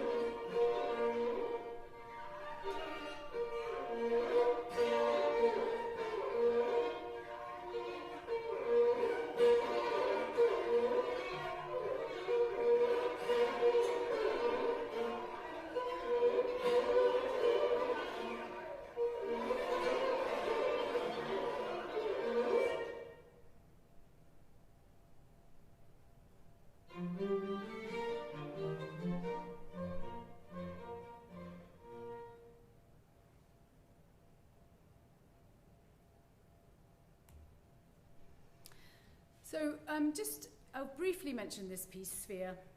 This is a short piece, 5.5 minutes, and I was looking at elliptical space. The torus is actually a flat geometry.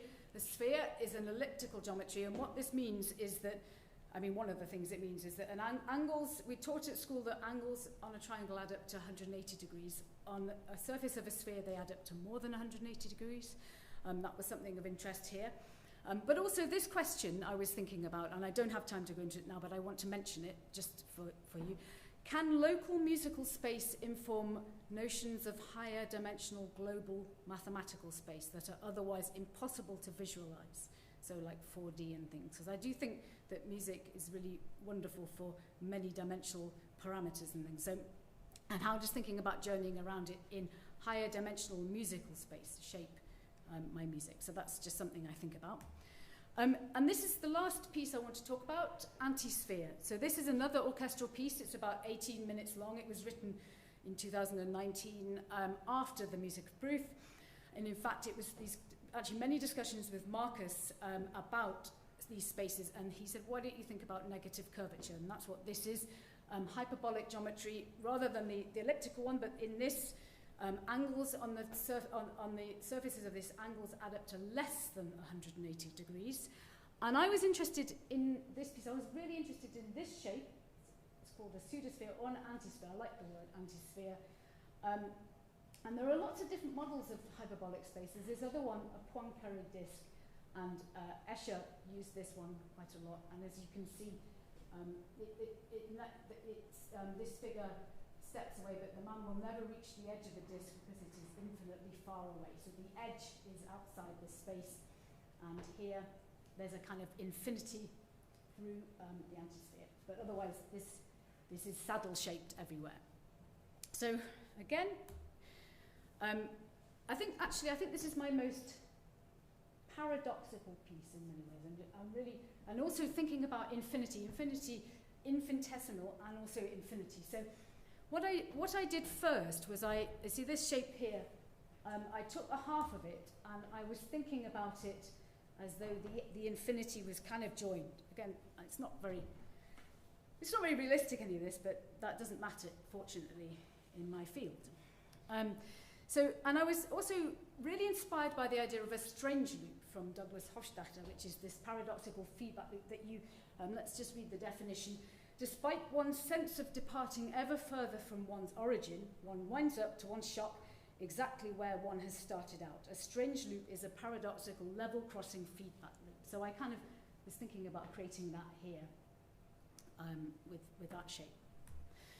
And this is a sketch of the structure of the piece. And what I was trying to do was to imagine a sequence of expanding Poincaré disks within the antisphere structure, and that's what that is, and they're sort of again hypothetical. And this is the whole thing spelled out. So this is the structure of the piece. These are these Poincaré disks, sort of sections of the piece. There's this singularity in the middle, and then something, and then it would wind up coming in the other side, in my mind anyway. And this is a little further on. I can be very, very specific. As saying, it is always a disappointment to go from something that's kind of perfect and then to come into reality. It always is. But somehow I do these things. I like to use exponential functions a lot. With these Poincaré disks, I timed them out along an exponentially increasing thing. So I love the idea that you could have a regular shape. Just imagine an ostinato that you hear, and like a Steve Reich piece, but in fact you send it to infinity so that it always is progressively getting slower and slower. So I enjoy thinking of a similarity between something that's like 1 or 2 seconds and something that's 4 minutes or something that's 16 minutes. And then, so for me, I'm thinking of them as the same, but in fact they're also, no one would ever experience them as the same, and I really enjoy thinking like that. So I mean, this is on the page, this is perhaps the most obviously Poincaré disk-like, and you can see I'm sort of thinking about parameters expanding and contracting, and thinking about edges of the disk actually on the page. So I should stop. I could play a little excerpt of this, and then I'll stop. So I want to play. This is. Play it with the score. 1 minute and 28, if I can find it. I'm not sure I can see it.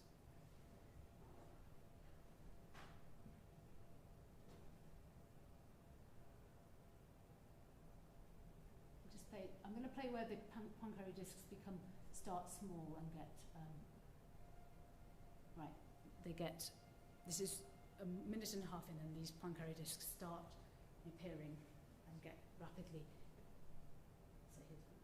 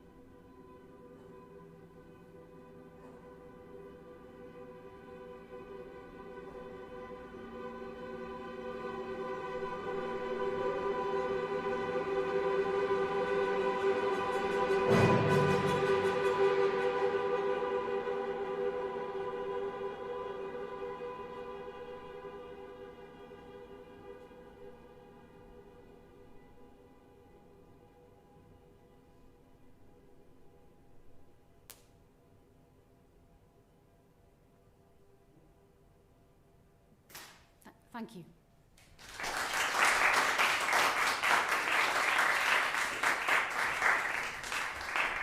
Thank you very much. That's absolutely fascinating. Does anyone have any questions?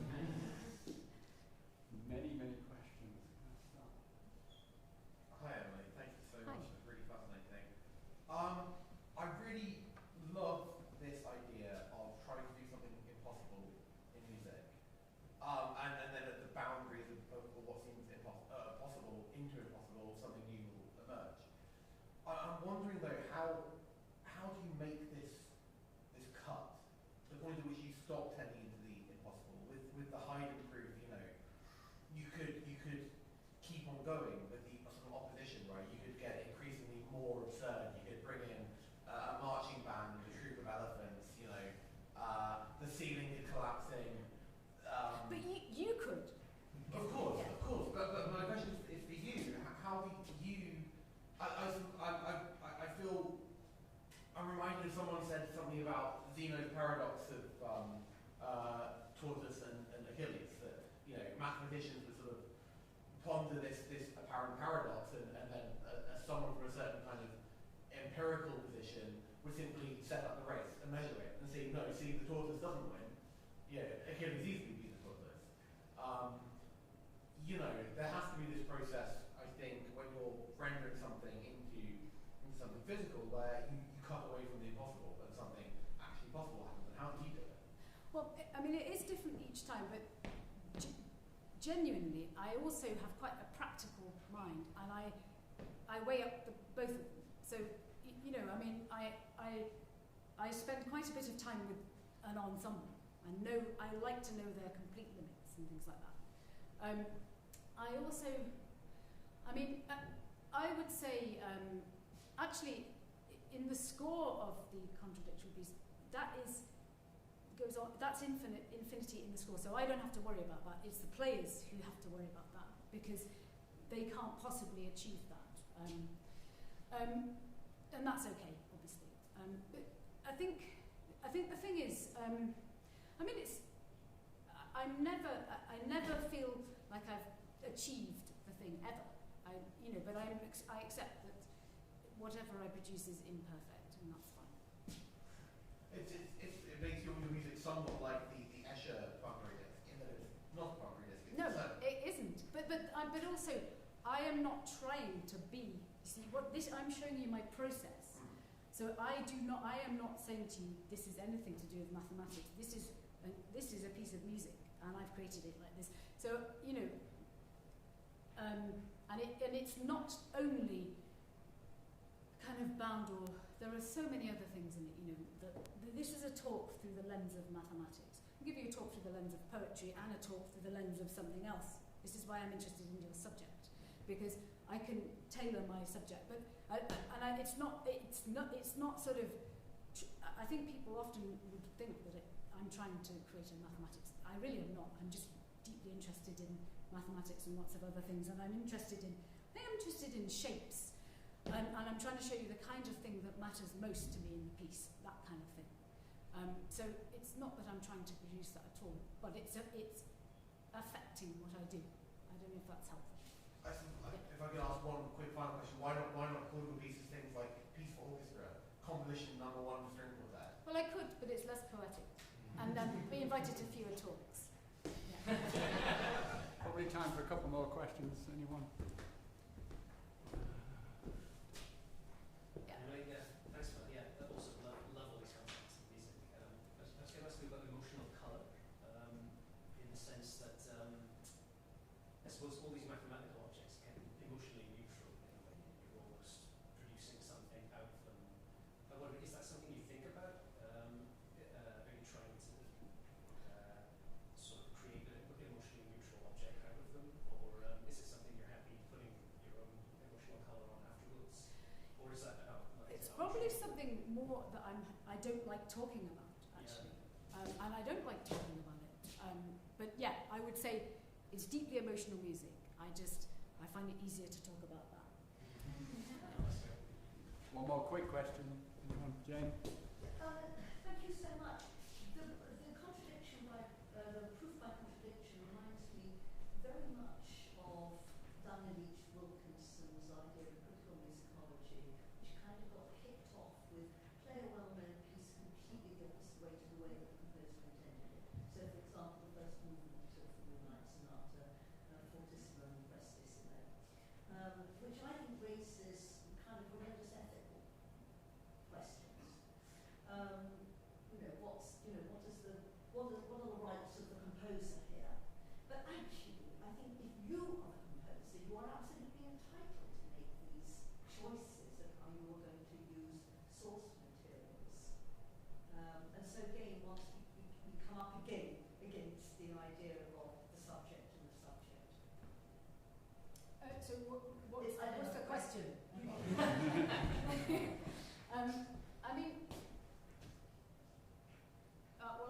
I think that we all use things anyway, whether we want to or not.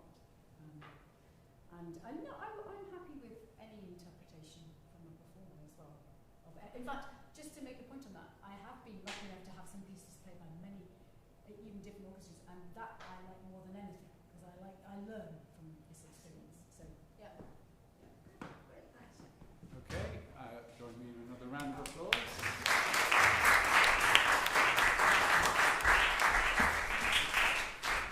And we welcome Chris.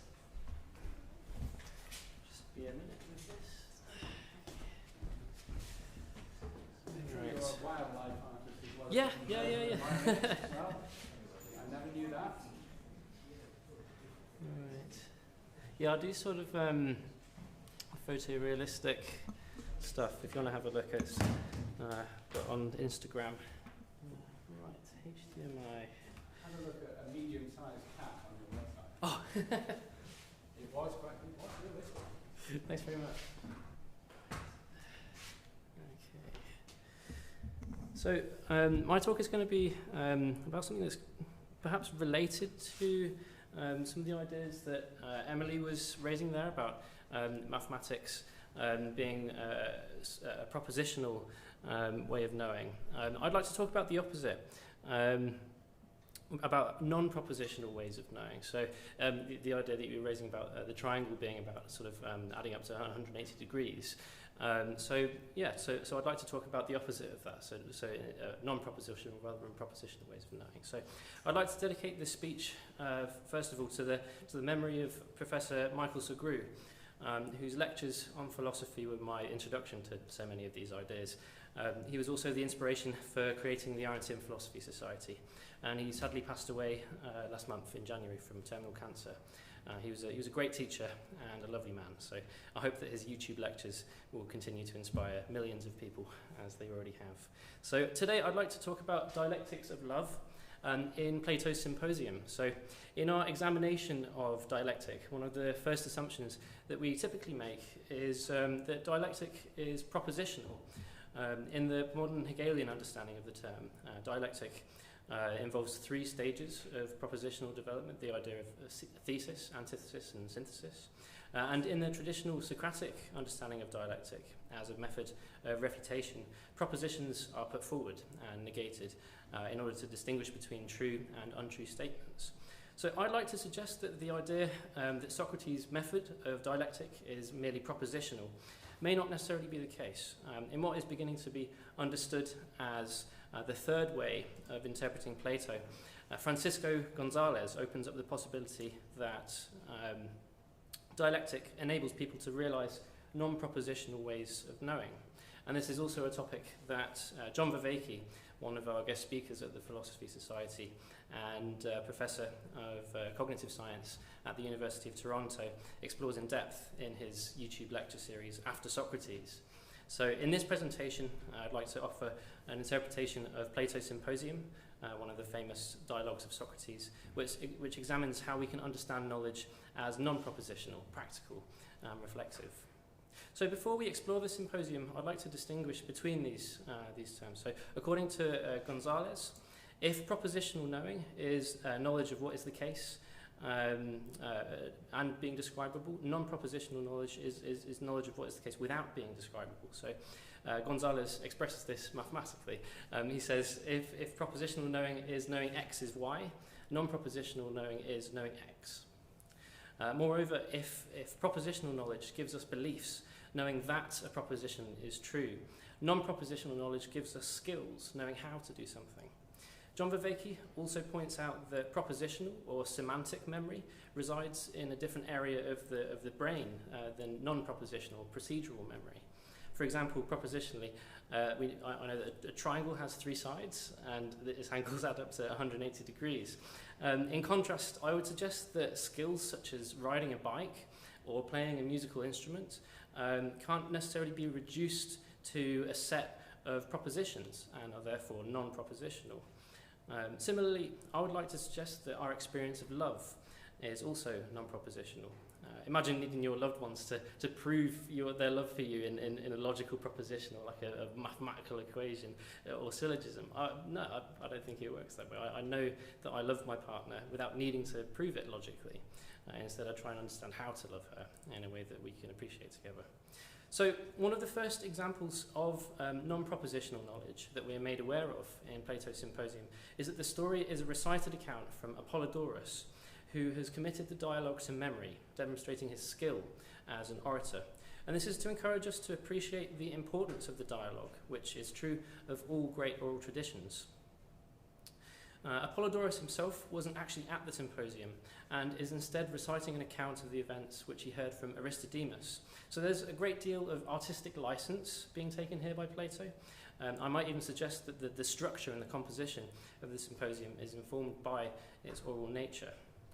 Michael Sugrue even suggests that it has a kind of musical flow to it, with each speaker either raising or lowering the tension in their statements.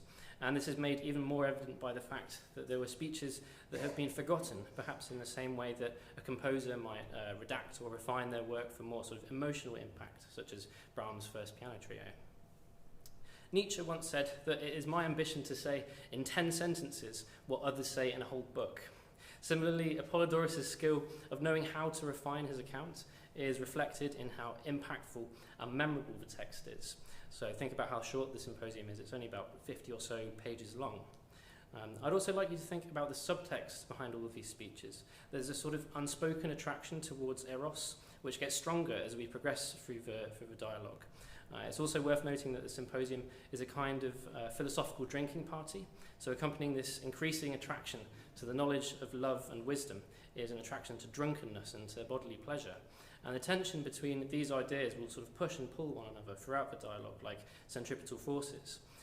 And these unspoken opposites will encourage us to understand each of these speeches dialectically, as Michael's Sugra teacher Alan Bloom explains in his essay, The Ladder of Love, that this distinction between the speakers is represented in the dialogue by the fact that the first three speakers are poor drinkers and turn out to be less erotic, and that the two poets and the philosopher who follow are good drinkers and more erotic. So there's a dialectic established between these rhetorical speeches because they contradict one another, and one must try to resolve the contradictions in order to get any kind of coherent account of them. So our first speaker, Phaedrus, suggests that love is a god. He says that when Homer speaks about a god breathing might into some of his heroes, this is just the effect that love has on lovers. Plato suggests that we are the playthings of the gods. We fall prey to anger, to lust, to ideas, to all kinds of temptations that may be described as a kind of possession. Phaedrus suggests that Eros, the god of erotic love, inspires us to do virtuous things. Returning to Gonzalez, how should we realise this as non-propositional knowledge? I would suggest that rather than just mere inspiration, the personification of love as a god or a spirit opens up the possibility to relate to love, just as our relationships to other people show us how to love. And many of the world's religions emphasize this idea of a relationship, either with a god or to the teachings of a spiritual path, as the beginning of virtue and wisdom. So in Buddhism, for example, Bhikkhu Bodhi writes in his introduction to Buddhism, the Noble Eightfold Path, the way to the end of suffering, that the pursuit of a spiritual path is not like selecting a new suit of clothes. To select a new suit, one need only try on a number of suits and inspect oneself in the mirror and select the suit in which one appears most attractive. The choice of a spiritual path is closer to marriage. One wants a partner for life, one whose companionship will prove as trustworthy and durable as the pole star in the night sky. Similarly, in Christianity, the book of Proverbs depicts a personification of wisdom, calling out to all of humanity, saying, "Choose my instruction instead of silver, knowledge rather than choice gold, for wisdom is more precious than rubies, and nothing you desire can compare with her." So notice the comparison in these spiritual traditions between desire or attraction and the emphasis on the choice to follow wisdom or a spiritual path. And so this emphasis on autonomy rather than impulsive passion and inspiration will become more important later on in the dialogue when we come to examine the differences between the characters of Socrates and Alcibiades. The next speaker, Pausanias, builds upon Phaedrus' speech by emphasizing the role of virtue and autonomy in our understanding of love. Separating the love of bodies and the love of souls, he says that a bad man is the lover of the common love, loving the body rather than the soul. And this distinction between love of bodies and souls will become increasingly important as we move upwards on Plato's ladder of love. And again, the important thing to consider is the increase in sort of tension, that musical tension, which is always present in the subtext of these speeches, allowing us to realise this as non-propositional knowledge. So this idea of musical tension is explored even further in the speech of Eryximachus, a physician who argues that music itself is the language of love and beauty. Music speaks to us, he says, of creating a well-ordered soul, just as Eryximachus, in his role as a physician, is concerned with creating well-ordered and healthy bodies. A healthy soul exists in harmony with itself, just as a healthy body requires the gratification of wholesome desires and avoiding overindulgence. This is a notably unerotic account of Eros, in contrast to the highly erotic speech by the comic poet Aristophanes, who follows on from Eryximachus, who has uncontrollable hiccups, which are sort of embodied demonstration of his comic speech. This demonstrates his vulnerability, which comments and contrasts with this rather serious account of love which Eryximachus gives. Some scholars suggest that this is due to Eryximachus' understanding of the human body as a physician would, as somewhat mechanical and therefore sort of unerotic. For Eric Simicus, technique takes the place of love. So the distinction between these speeches, between knowing how to love and knowing love itself. Both of these speeches encourage an embodied and perspectival understanding of them, which is another form of non-propositional knowledge. And I would like to suggest that these opposing and contradictory perspectives should therefore be approached dialectically. Likewise, harmony, according to Eric Simicus, is about finding the right balance between opposing principles. He says, surely there can be no harmony between opposites while they are still divergent. Harmony is concord, and concord is a kind of agreement. Just as medicine creates agreement in one area, music creates it in another, by implanting love and concord between the elements involved. Music is knowledge of the forms of love in connection with harmony and rhythm. So back to Gonzalez. How do we recognize the workings of love in music as non-propositional knowledge? I'd like to turn our attention to one of Benjamin Britten's Hölderlin fragments, Socrates and Alcibiades. The song begins with Alcibiades questioning Socrates about beauty. The piano line begins with a sort of broken augmented D chord, and the voice of Alcibiades joins the piano. On the score is the marking freely. Both lines seem to be somewhat talking past one another, exploring harmonic changes in a free and impulsive manner. Socrates' response, in contrast, is met by the establishing of a full D major chord in the piano, in contrast to the broken and sort of wandering augmented D chord at the beginning, suggesting that the arrival to the harmony and order of D major, like the harmony and orderliness of Socrates' soul, has been waiting there all along.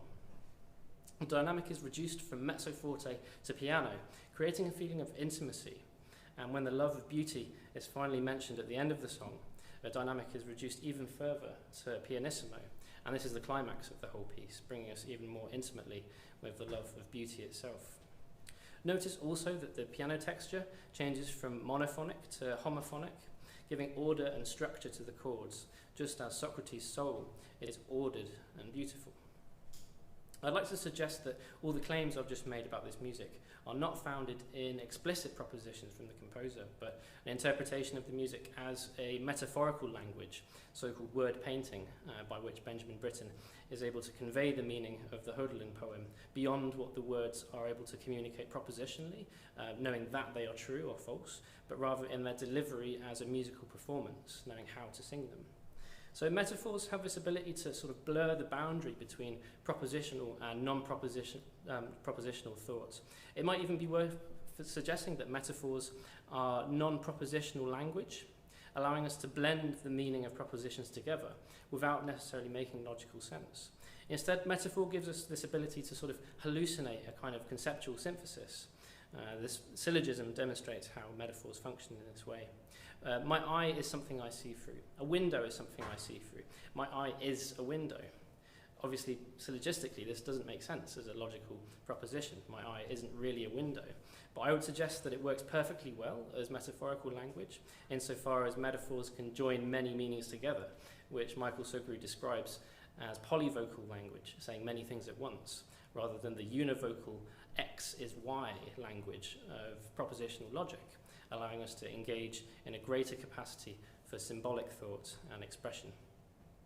I'd like you to think for a moment why you love your favourite music so much. What is it exactly about the music that makes you so emotionally invested in it? We dedicate so much time to it for reasons I would say that we can't explain very well in propositional language. The best the Greeks could do is speak about this in metaphorical or religious language, that the gods of music, the muses, inspired us to come into a living relationship with love and beauty. Moreover, Michael Sugru would say that all religious language gives us the ability to express symbolic thought in a language of images rather than logical propositions. So one example of this use of imagery is the concept of Prometheanism, which we recently discussed at the CPRC, which epitomizes this Greek attitude to rebel against the gods, with the image of Prometheus stealing the divine fire from heaven and giving it back to humanity. As Stephen Fry says, the myth of the Prometheus teaches us that we have the fire, that whatever is divine is in us, As humans, we are like the gods. We are as capricious and mean and stupid and jealous and all the things that Greek mythology show that they are. Prometheus shows us that we are the captains of our soul and the masters of our destiny, and that we contain any divine fire that there is. So in this way, metaphor, as expressed in the world's great mythologies and religions, gives us a variety of symbolic languages to use when speaking to one another about the most important aspects of the human spirit. So after all of our speakers have had a chance to lay out their arguments about love, Socrates enters the conversation. Although he's deeply engaged with the philosophical discussion, he's somewhat disengaged with the drinking party going on. Alan Bloom writes that Socrates is equally good at both drinking and not drinking, unaffected by drinking or abstinence. And one of the things that provokes envy of Socrates is his indifference to the things that affect other people most powerfully. So for me, this is another non-propositional and embodied demonstration of the fact of Socrates' organised, untouchable soul.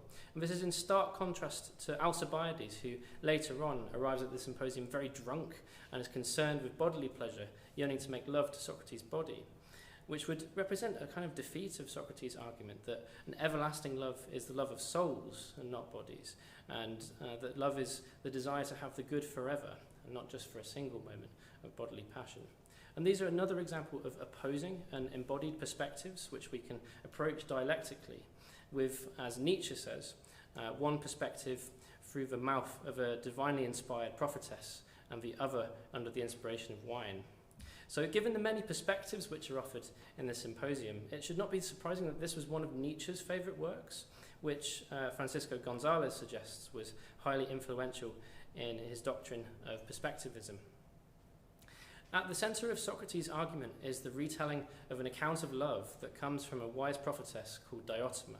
It's quite clear from his account that Socrates loves Diotima and that she taught him the ways of love. Again, knowing how is emphasised here. But in the lead up to his account of Diotima, Socrates engages in a kind of halfway dialectic with the previous speaker Agathon, who is hosting the symposium, and is himself a famous tragic poet. So the dialectic puts Agathon into a state of aporia, where he is he's forced to reconsider his way of thinking.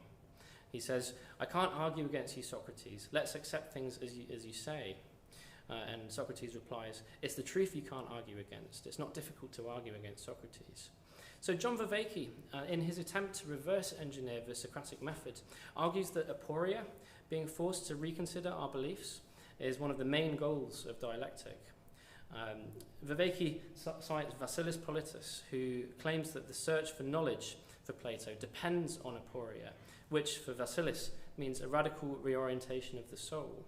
What's more, Diotima describes the spirit of love as that which constantly seeks a state of aporia. So in other words, a dialectic of love causes a radical reorientation of the soul.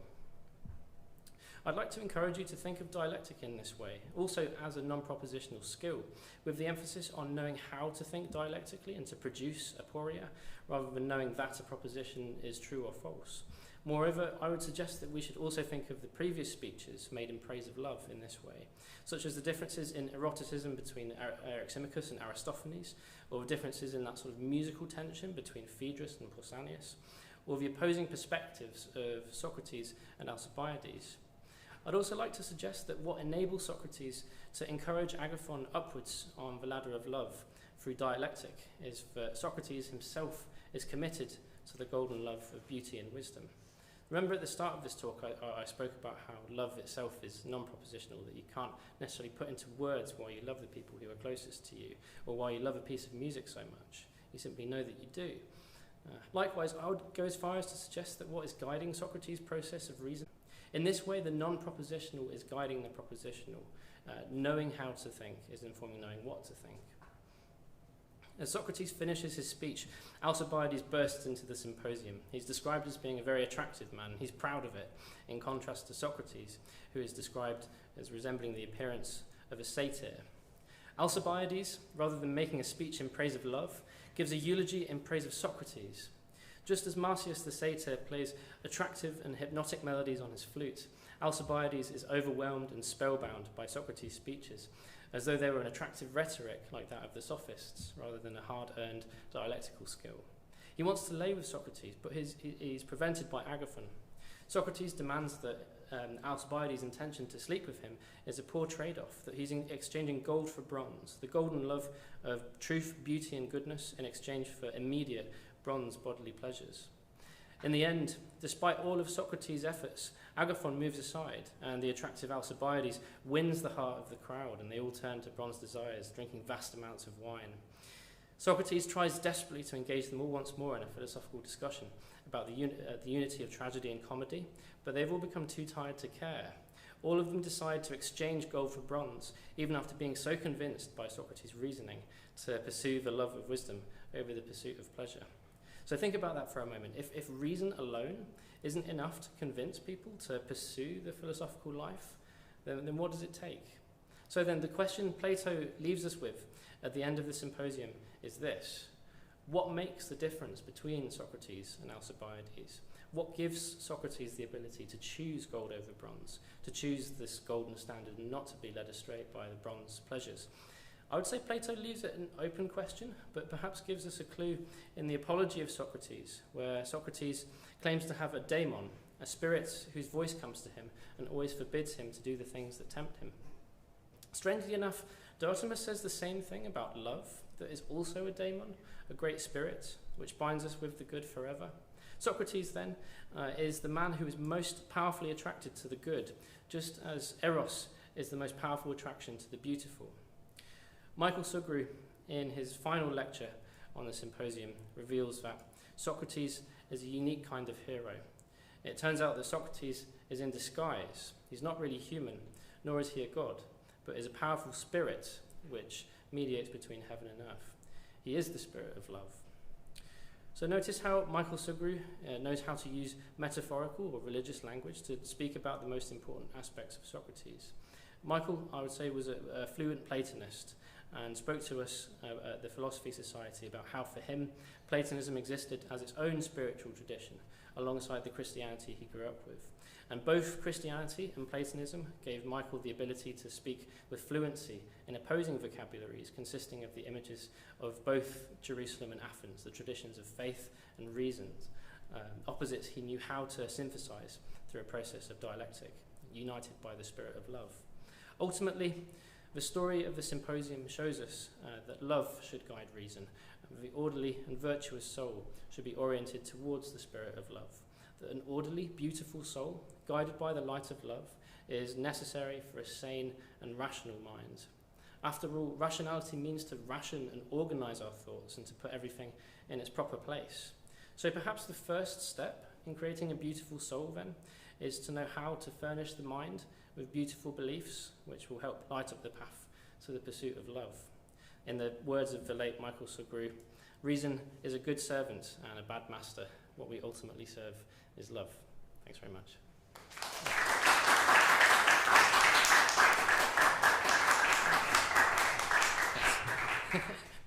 Questions? Questions? Go for it. Thank you very much, Douglas. Very interesting, and of course connected to any number of conversations we've had before. I wonder if there are multiple readings at work here, or at least it's not as if this is a wholly independent or novel way of reading data, and that the point of the dialogue really is to demonstrate that we know things innately or intuitively in any case. So it's only a question of reminding us that that's the case. That's Sure. the point of demeanour and birthday. In as much as you connected it to Christianity as well here, the key term here is parousia, presence of something in something, which therefore would effectively be a spiritual way of reading it, that something is the thing that appears to be, or we know what good is, we know what love is, we know what justice is, and all these things, and we tend just to be distracted from it. So it's not really a case of rationality somehow leading us astray inherently. It's trying to take us back to something that's pre-rational or innate. I mean, is that the way you would read it, or is that a reading you would accept? Could you just say that last bit again? So, Yes, so is that a reading, so my gloss on that, is that a reading that you would accept, or is it fundamentally not consistent with the way you want to? So my way of reading it is to try and look at it through, what would you say, the lens of this idea of it being a language of images. So you have these images of gold and bronze, all this sort of stuff. So linking it more towards that idea of putting it into a frame where you're looking at it through the lens of metaphor and this kind of thing, rather than saying that we know these things are absolutely true. It's just my reading of this is very suggestive and tries to I'm not a Plato scholar by any means. I was just just to put that out there. I'm just approaching this with my own limited perspective. I would say you could have a interpretation of my own perspective on this being informed by my own background and all this sort of stuff. So I'm not making any final definitive comments about the symposium. I'm just making a suggestion as to what it could mean. But yeah. Any more questions? To what extent do you feel like the in Christianity, God and love are created as the same? It's not really present in Judaism. It's not present in Christianity. Christianity is very compatible with the thoughts of Athens. There's no visual symbol for the belief system of Athens, whereas there is for Christianity. There's no you can't wear I'm an Athenian on a chain. So there's a lack of direct visual representation in a lot of the thought in Athens, including, for example, love is described as being gold, because there's no way of drawing a picture that would present it. So when you're talking about visual metaphor, there's a lack of actual visual metaphor for these things, and it seems like maybe the Greeks felt like the things that they couldn't produce visual metaphor for were the things that were truly divine.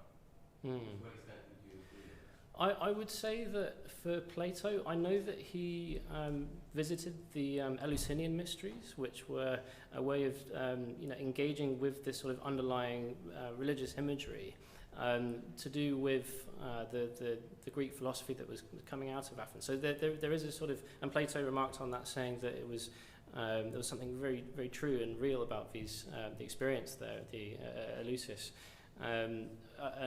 With having spoken to Karl Ruck, who was one of the authors of the Road to Eleusis, one of the experts on the Eleusinian mysteries, he was basically saying that what was it? The ritual that was part of the experience of the mysteries was a kind of indoctrination into the sort of religious imagery that would be experienced there. So it's very interesting how the idea of visual representation in images overlaps with the sort of mythology of ancient Greece, like with the idea of Prometheanism being a sort of representative of the sort of Athenian tradition. The idea of perhaps in the you could apply that to dialectic as well, with the idea of the struggle of opposites. With I think we reread Baggio recently with the idea of the infinite and the finite as opposites, and with Prometheanism as a sort of way to tag on to that is the idea that we struggle against the gods, and there's a sort of struggle between opposites there. So a lot of this symbolic language from the Greek tradition can be used as a way into it. Anyway. Okay, I'll have to draw it to a close there, I'm afraid.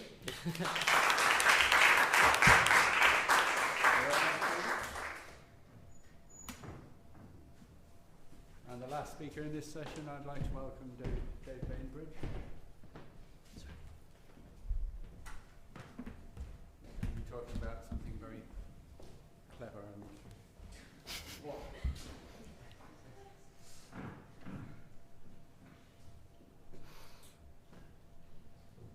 So my paper's called The Revelation of Extinction. Just mentioning that because I don't have the PowerPoint presentation. Can thought go on without a body? Jean-Francois Lyotard asks in The Inhuman. The sun, he notes, is destined to perish in 4.5 billion years, taking thought with it without ceremony or spectacle. The extinction of philosophy's originary metaphor would be a fitting end to thought if only there were anything left to think it, but this end will leave, he writes, no one there to toll the death knell, and no thought to know that its death took place.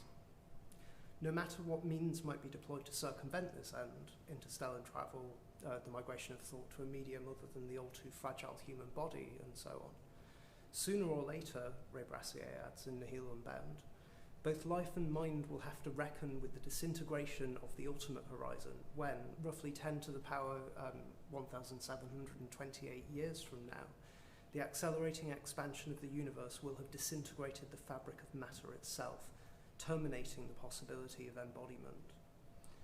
Whether it's via solar catastrophe or cosmic catastrophe, we must understand extinction in this sense to be a triply absolute end, one independent of the thought that it annihilates ineluctably and without remainder. Indeed, the absoluteness of extinction is such that for Lyotard and Brassier, everything's dead already. Extinction retrojects to us as something that has already happened. We should, therefore, understand this end differently than the ordinary terminal fate of thinking life Lyotard castigates his imagined interlocutors for, in his words, haranguing us about. The targets of his ire here surely include Heidegger's being towards death, Dasein's projection towards its almost impossible possibility, and Hegel's staking of one's life in the struggle for recognition, a risking of death that we'll be returning to in this talk before long. For now, though, we can surmise that what the question, can thought go on without a body, really asks in the last instance is not by what technological means thought can ensure its survival, what happens to thought when the thinking being dies, or if disembodied thought can still prevail over others, but rather, can thought exceed the absolute limit and end that extinction is? The traversal of properly unsurpassable limits is a distinctive concern of my work, and that between the given and the absolute is foremost among these. This limit, drawn by and inherited from Kant, divides what is for us from what is in itself. That is, it distinguishes things from the subjective perspective of a thinking being from things from no such perspective, being or beings independent of thought, in other words. This division is, of course, central to continental philosophy's recent questioning of correlationism, the broad conglomeration of positions that insist, to some degree or another, that we can think or know being only in its relation to a thinking subject. While there may be little that intuitively prevents us from thinking a world without humans, and while Peter Hallward, for example, avers that almost no one actually thinks or insists otherwise, Quentin Meillassoux suggests that the correlationist philosophies that have monopolized the field since Kant require that if we profess to think a world without a thinking subject, we do so only by means of a sleight of hand in which the human subject is projected or retrojected into a world from which it is constitutively absent. Meillassoux cites the problem of ancestral events, which are those that predate the existence of thought. The commencement of the universe, the accretion of the earth, or the first emergence of life, for example. Faced with objectively true statements about such events, chief among which would be that an ancestral event occurred before the existence of any thinking subject, correlationists, Meillassoux proffers, admit their truth only by injecting the human mind into these statements. Correlationists recognize such events not as strictly anterior to givenness, but rather, as he puts it, as given as anterior to givenness. In other words, the chronological sense of anteriority, which is the real sense of such statements, is supervened by a logical sense that sees only the appearance of anteriority as it arises for and in the moment of givenness, thereby rendering what is anterior to thought no longer properly so. Put more simply, if we think a world in which humanity and thought don't exist, we think it as it is given to us, rather than as really independent from any human mind. This is, in some sense, tautologically true, of course. If we think something without a relation to thought, it is nonetheless held in relation to the thought thinking it, which makes the correlational circle appear inescapable. This, in fact, is precisely Meillassoux' point. Graham Harman is quite right to characterise Meillassoux' position as very strong correlationism that seeks an exit therefrom, an exit determined by precisely that very strong correlationism. Correlationism for Meillassoux is a position of profound strength that possesses the force to police a prohibitive limit that bars access to the absolute, to the world bereft of any thinking subject. Thought cannot, in this view, go on without a body. We cannot think beyond of the terminal limit of thought. This is, I think, a good moment to clarify the trajectory of this paper. Much like Meersu, I believe that although at every exit we seek from the correlational circle there is givenness, thought can nonetheless aspire to think the absolute. And like Brassier, I believe that to do so, thought must reckon with its own annihilation. My objective then is to suggest that what I call absolute dismemberment, to which we'll return momentarily, offers a certain anti-correlational means of traversing the absolute end. In advancing this idea, it seems worth my mapping the appearance of our study day's three titular Ds, dialectics, deconstruction, and dialetheism, within my project. These can be charted thus. I seek to make a certain break with the correlational circle, hence the dialectical relation, via deconstruction, and the route I believe is available necessitates passing through a dialetheia, that is, a locus of a real contradiction of two truths, because ultimately it is one in which the circle is and is not escaped. Ultimately, this is a contradictory correlationism, anti-correlationism. Let's speak then of absolute dismemberment. I derive the term from Hegel via Georges Bataille to name what we can think of putatively as a perverse thinking of the concept of sovereignty. Ultimately, though, this thinking deforms, disorders, and multiplies the concept sufficiently that it can scarcely bear the appellation concept or sovereignty. It has little, if any, unifying basis, except, perhaps, for the disorder it sows, not least as it refers and applies to itself.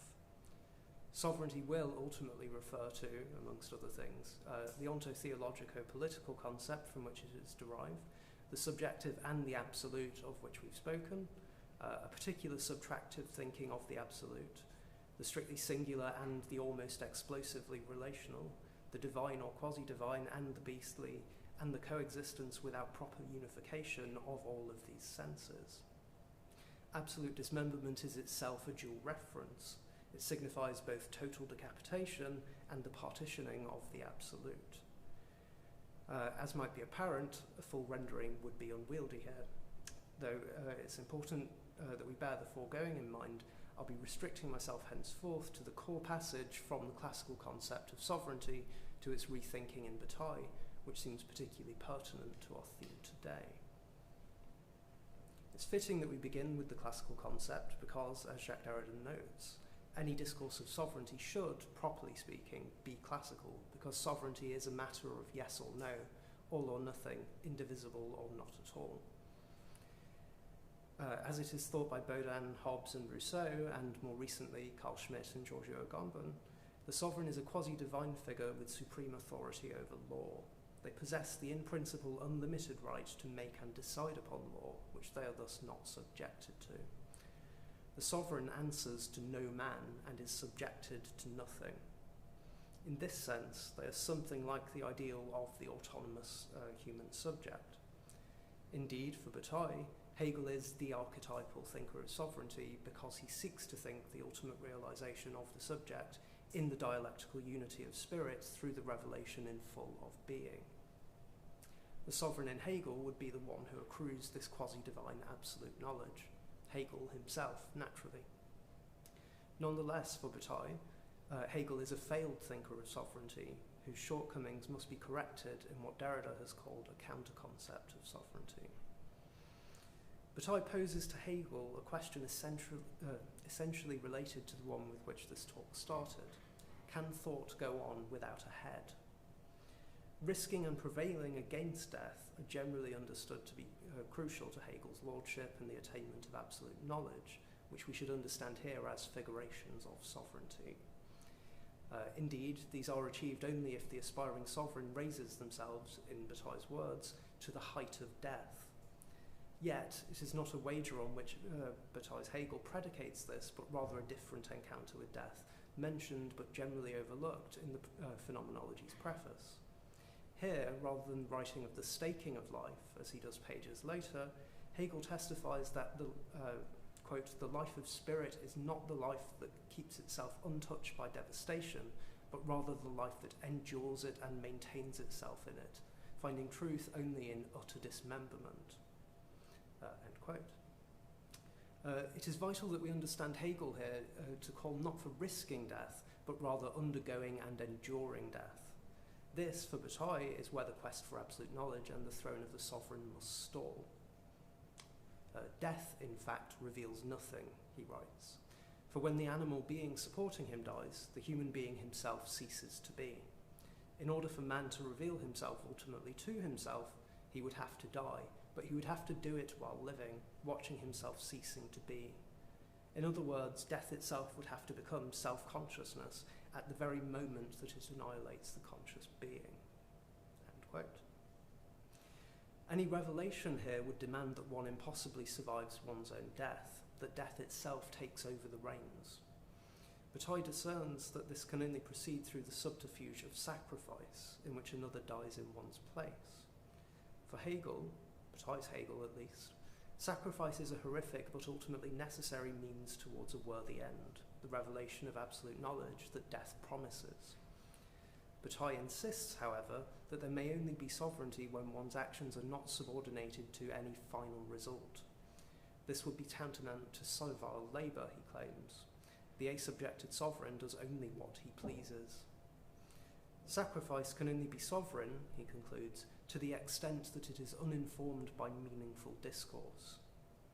On this basis, as long as Hegel seeks truth in death, the revelation will remain as distant as if he participated in naive rituals to appease a god and make the rain fall. Sovereignty in Hegel's attitude, Bataille writes, proceeds from a movement which discourse reveals and which, in the sage's spirit, is never separated from its revelation. It can never, therefore, be fully sovereign. The sage, in fact, cannot fail to subordinate it to the goal of a wisdom which supposes the completion of discourse. Wisdom alone will be full autonomy, the sovereignty of being. Or, at least, it would be if we could find sovereignty by searching for it. If I search for it, I'm undertaking the project of being sovereignly, but the project of being sovereignly presupposes a servile being. End quote. The subordination of sacrificial death to the project of wisdom dooms this project from the outset, then. There will be no revelation and no sovereignty because dismemberment, Bataille recognises, is full of meaning. There will only be sovereignty if dismemberment is to no end whatsoever. The sovereign must face annihilation as a pure expenditure without return and without meaning. It is, after all, as Derrida emphasises, the limit of discourse and the beyond of absolute knowledge. It's on this basis that Bataille offers what he calls a theory of general economy, in which an accursed share of profits must inevitably be squandered in self-destruction, whether that's by war or debauchery. This is a sacrifice Bataille can admit, a kind of subjective suicide without purpose. Sovereignty might be thought of as this squandering then, though recall that it is foreign to meaning. It would be better to say that general economy observes the effects of the lacuna of meaning that sovereignty is, with scare quotes, because, as Derrida emphasises, sovereignty dissolves the values of meaning, truth, and a grasp of the thing itself. Let's emphasise here, if only fleetingly, that sovereignty already appears to be other than it is professed to be, a zenith of subjectivity that seems to have relinquished everything this relation holds dear or true. In the theory of general economy, then, sovereignty begins, Bataille writes, when, with the necessities ensured, life opens up without limit to possibilities which utility doesn't justify, the enjoyment of the present time without anything else in view. The sovereign, Bataille emphasises again, does only what they please, with neither care nor thought for any time but the present. Bataille's sovereignty will prove to be more sovereign than sovereignty. It isn't clear that classically the sovereign has ever actually been so unservile. This is a question of the dialectic again. Classically, the sovereign's consumption of their subject's labour replicates the dialectical subordination of object to subject. The servile do not recognise themselves as subjects, but rather see their alienated subjectivity in the sovereign, of whom they become mere subordinate objects. The sovereign alone, Bataille writes, enjoys a non-alienated condition, epitomising the subject. So far, so good for the sovereign. But they are still to be put to work.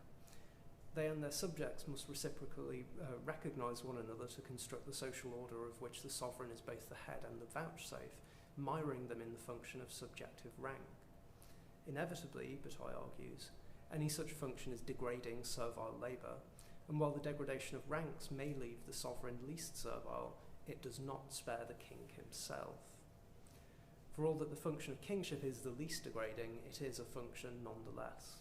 The classical sovereign might represent the zenith of subjectivity then, but they do so within a system in which they remain essentially servile.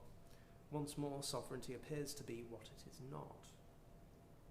We reach the crucial point in this discourse for our purposes today because it is here that Bataille's counter-concept intervenes against this form of subjection by effacing the subject-object relation. Knowledge, Bataille claims, is never sovereign because it arises only outside the moment. It unfolds in time. Indeed, any knowledge of the moment itself is both fleeting and subject to what he refers to as the servile modality of its concatenation in time, much like that of any object caught up in duration. A pure consciousness of the moment can only be sovereign, therefore, if, he writes, it cancels or at least neutralises this operation of knowledge. Sovereignty must therefore consist in unknowing, in a pure attention without object. The sovereign does not project towards death then. Projection, Bataille insists, is an unavoidable calculation of reason and places the moment in servitude to an end. Representation of one's future death is thus alien to sovereignty. It is, he writes, impossible, for the present is not subject to the demands of the future. Bataille's sovereign instead denies death and projection towards it by refusing to, he puts it, accept the limits that the fear of death would have us respect. Recall that Bataille acknowledges death as an aporia for knowledge. The revelation of death is barred because the subject cannot endure its own death. If, as Bataille writes, death reduces to nothing the individual who took himself and whom others took for a thing identical to itself, the annihilated individual is non-identical with the subject who anticipates death. Each is nothing for the other. Death annihilates the subject, and the annihilated subject is a barred projection for the subject. Strictly speaking, these are both foreign to anything whatsoever. They become entirely non-relational. Sovereignty is also foreign to knowledge, so it is also nothing, he says. How clumsy but inevitable it was to make a thing of it. Sovereignty mimics or simulates death without reason, without production, revelation, or return. It resists objectification for knowledge, just as death does. In negating the dialectical operation of knowledge, it elevates the subject by annulling the relation that is constitutive of subjectivity. This is really what is at stake, where Bataille writes that sovereign man cannot die humanly. Sovereignty is a simulacrum of death that leaves nothing of the human subject. Bataille insists, therefore, that the truth of the I itself is in question when we cease to subordinate ourselves. It is only at this moment, when man refuses all servitude, that he assumes in himself alone, the full truth of the subject. But what if, he asks, in this burst of negation, the rebellion, the subject itself, that inner truth that suddenly dawns at sovereign moments, were itself negated? That is, the moment the subject assumes the crown in the sovereign moment, it no longer has the head to bear it. The sovereign subject eschews all meaning, knowledge, care for, and projection of survival, everything that characterises the I itself, but also even constitutive relation and endurance in time. It is pure expenditure as self-destruction. Far from the politico-ontotheology from which it commenced, the sovereign has become nothing more nor less than what is in itself, a revelation of and from its own absolute annihilation. Yet, is this not an absolute end overseen and administrated by the subject themselves? I began by asking if thought can exceed an absolute end. My response is this: authorising the passage of thought into the absolute and allowing it to roam with no care for death, as absolute dismemberment does, allows it to transform this end for itself, to venture beyond and report back. It's only thereby that thought can watch itself make the annihilation of its own domain not only an end, but also an opportunity, a pure possibility latent in the absolute indifference of being to thought. This, I will argue elsewhere, is the chance of extinction available only to thought that can pass into the absolute. That, however, is for another day. That's everything. Thank you.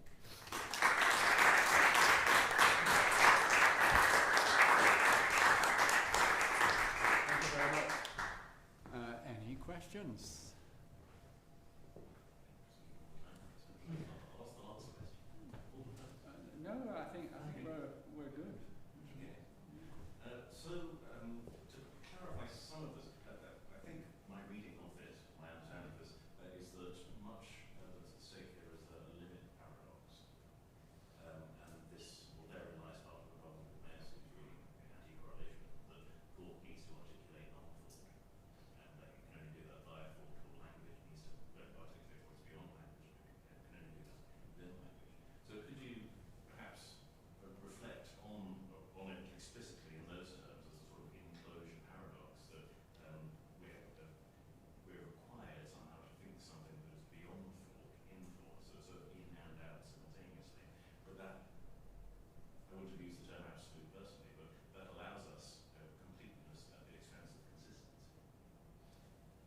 so that's certainly the basis of what I'm arguing here. So an enclosure,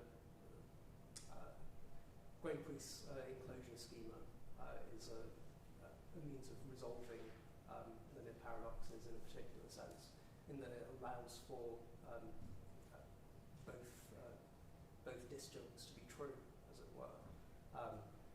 So if we think of something that tries to escape totality, then, which is very much what's at stake here, so the totality of the thinkable, for example, and the totality of the possible, then that totality is in principle unsurpassable. Nothing that is possible or thinkable is beyond it. So in that sense, we have closure, which is the first condition of enclosure. Nonetheless, there are formulatable thoughts or possibilities, typically involve some kind of self-reference, which seem to pass beyond that and speak to something which exists beyond the totality itself. So the sense of the dialetheia here is that both of these can be true. Totality is indeed complete, and so that closure is total, but something nonetheless surpasses it. And this, of course, seems contradictory because it is. That's the construction of completeness at the cost of inconsistency that Simon mentioned.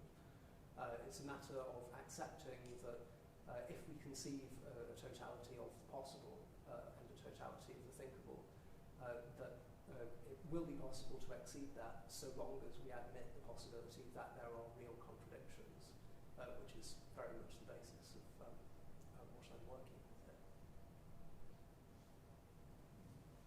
Any more questions?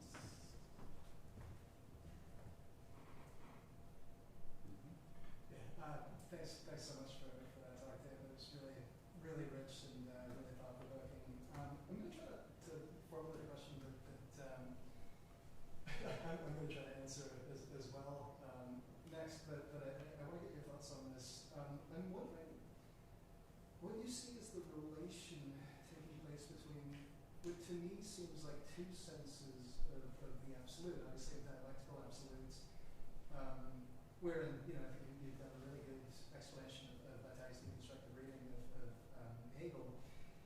To summarize it really quickly, for Hegel took the initial inception of philosophy, Parmenides' equation of being with thinking, to its logical conclusion, said once again that being is thought. So that's the dialectical absolute of Hegel's system, is that equation. So absolute in that sense, and then absolute also in the sense of absolutus, right? Separation, disjunction. I think very much in the sense that you're the thought of extinction that you're trying to bring out of this test together really interestingly. What I'm wondering, when you speak of death as an absolute end, can thought exceed the absolute end? I'm wondering what you see as the relation between those two absolutes, the dialectical absolute and the non-relational other of dialectics is. What you see taking place between that, because I think that depending on how you answer that question, that might invite us to think whether it's thought that remains at the end with respect to extinction or something more inhuman, as you started to. So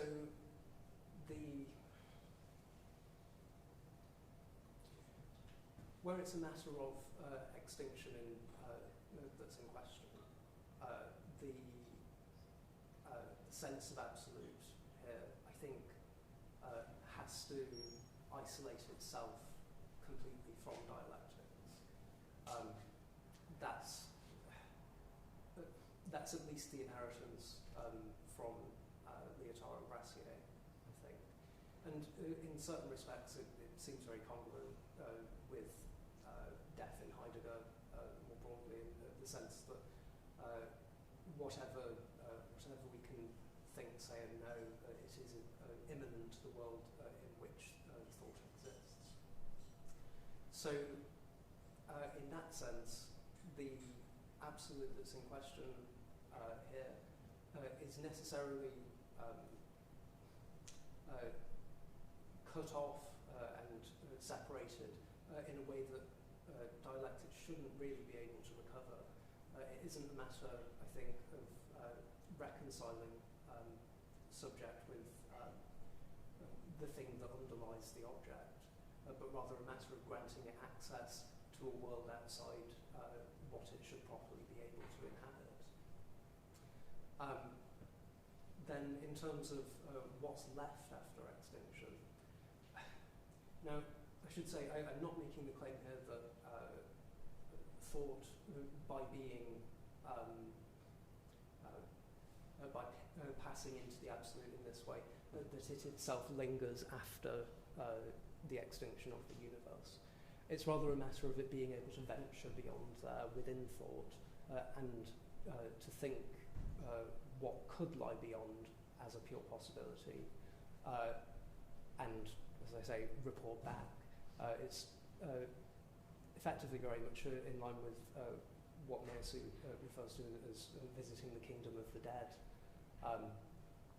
where he has in mind seeing the mathematizable underlying reality of the world without any reference to humans and without any dependence on thought. It's about thought being able to observe that and come back. So in that sense, it's perhaps recovering something of the absolute in the sense of what's cut off entirely from the human into thought itself.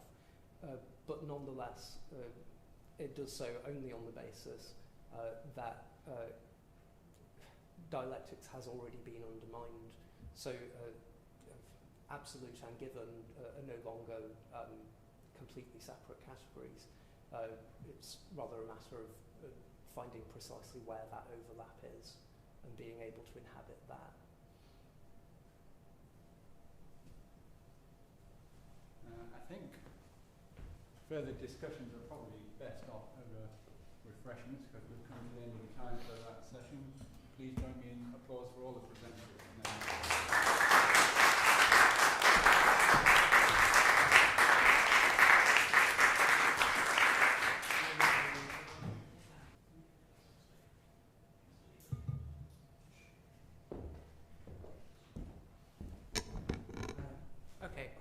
Welcome back, everyone. I'm delighted to welcome as our keynote for today Philip Lyons, who joins us from Durham University. Philip is the Addison Wheeler Fellow in the English Studies Department there. He's the author of Futures of Life, Death on Earth and soon to be the author of Dearth, Deconstruction After Speculative Realism, which, if I make this all about me for a moment, is a really excellent book. He's also the translator of Jacques Derrida's Advances and Serge Marchal's The Tomb of the Artisan God. I think rather than continuing the embarrassment for a lot longer, let's all just welcome Philip.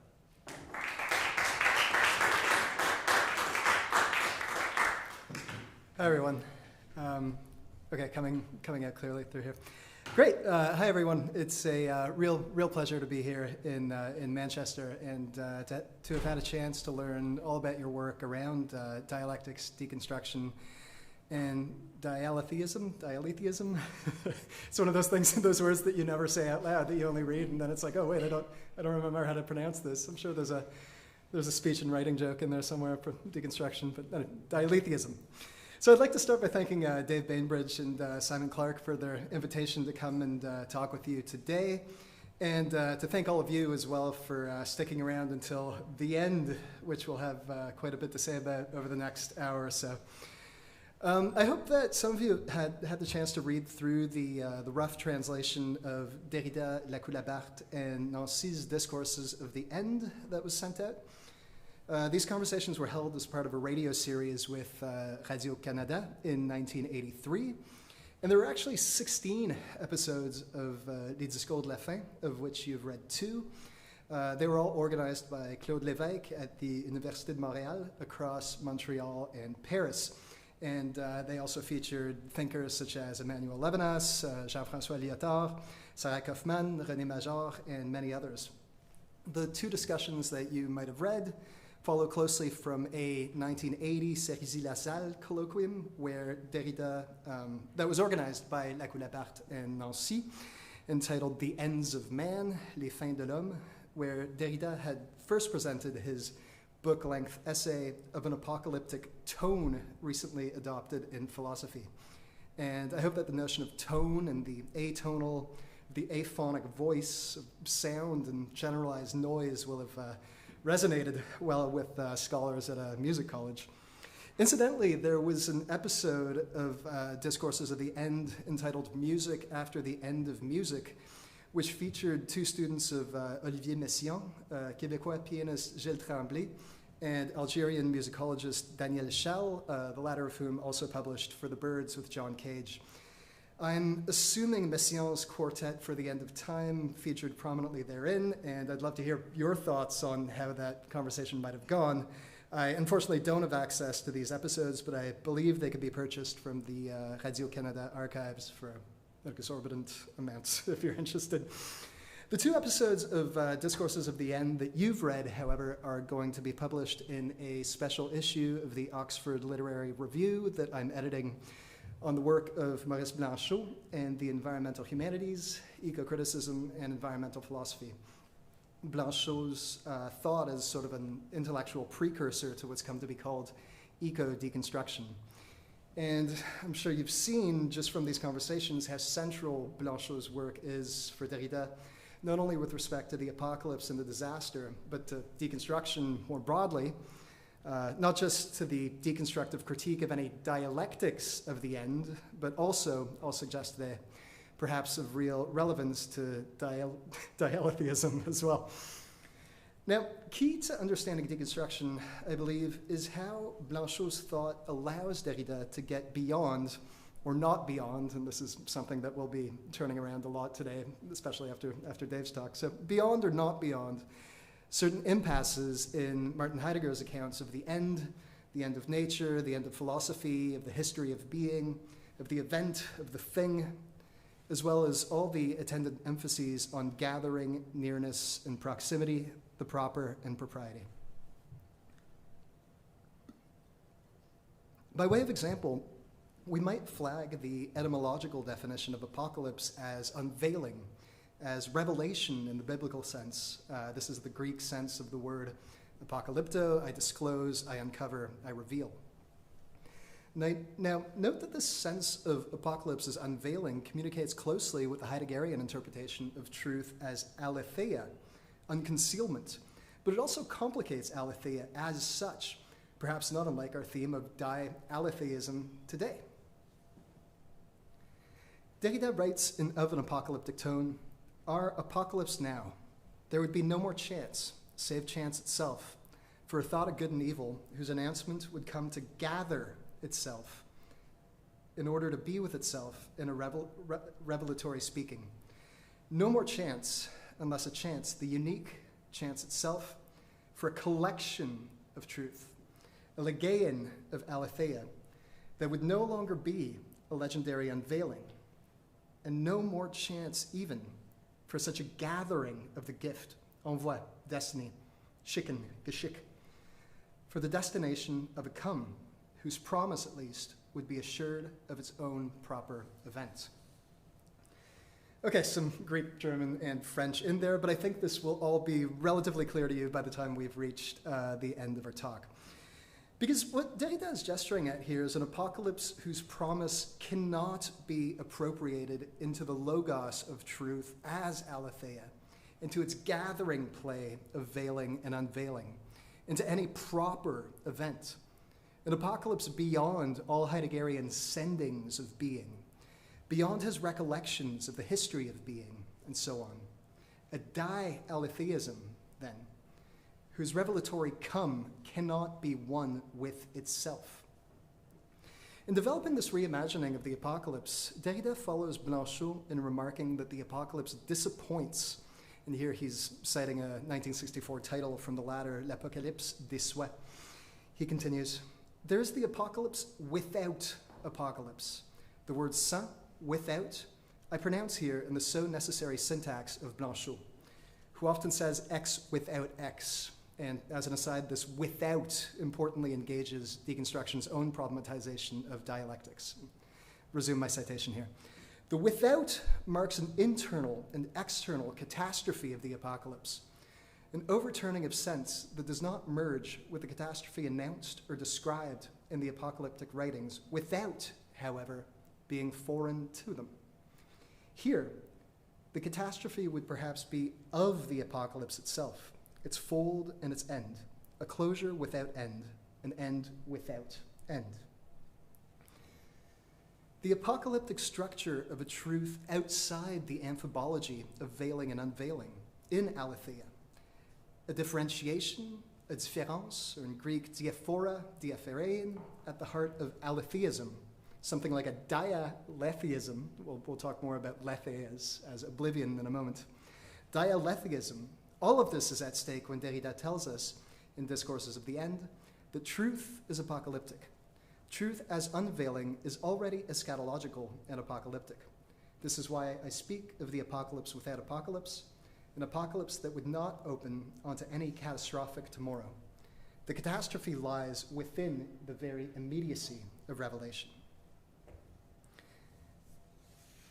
Now, if I had to summarize my own philosophical work in a few words, I'd say that I'm primarily concerned, something very similar to what Dave was talking about a moment ago. I'm primarily concerned with how deconstruction allows us to think, and again here I think think is a somewhat problematic term. So let's say how deconstruction allows us to bear witness to extinction. This has largely been my own approach to whatever eco-deconstruction might be.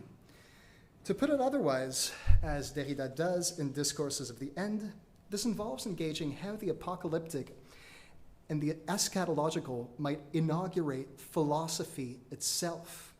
Philosophy, since its Greek inception, as the oneness or self-sameness of being and thinking. This is what Derrida says in Discourses of the End as well. It would be a question here of thinking the apocalypse or eschatology as the very condition of thinking and of a thinking of truth, end quote. Extinction, heard in this apocalyptic or eschatological tone, unbinds this philosophical unity of being and thinking. And in my most recent book, the 2-volume Dearth Deconstruction After Speculative Realism, which will hopefully be out later this year with Northwestern University Press, I build on the speculative realist insight, again, something that we covered, that Dave covered beautifully a moment ago, the speculative realist insight that the question of extinction has largely displaced the question of death as the ultimate horizon for contemporary continental philosophy. For example, a philosopher associated with the original group of speculative realists, again something that Dave went over, Ray Brassier, examines the question of extinction not only with respect to the end of humanity due to global warming and environmental degradation, the more environmental eco-deconstructive stakes of my own project, but the extinction of relationality itself in the entropic heat death of the universe. This is this cosmic state of asymptopia, 1 trillion years in the future, when every star will have burnt out, all matter will have decayed, atoms themselves will cease existing, plunging the universe into an eternal, unfathomable blackness, as Brassier says. Now, Brassier's project is firmly rooted in neuroscience and the deployment of science's annihilating vectors to think this truth of extinction. For Blanchot, by contrast, despite being well-versed in 20th century cosmology, even Brassier's cosmic nihilism only serves to compensate for or offer a refuge against a more withdrawn, impossible annihilation, apocalypse, or disaster. As he explains in his book, The Writing of the Disaster, neither the sun nor the universe helps us, except through images. And I think we could discuss this notion of images at length. I also wonder if you have any thoughts on what role tone might play here, but let's go back to our citation. Neither the sun nor the universe helps us, except through images, or tones, why not, To conceive of a system of exchanges so marked by loss that nothing therein would hold together, and that the inexchangeable would no longer be caught and defined in symbolic terms.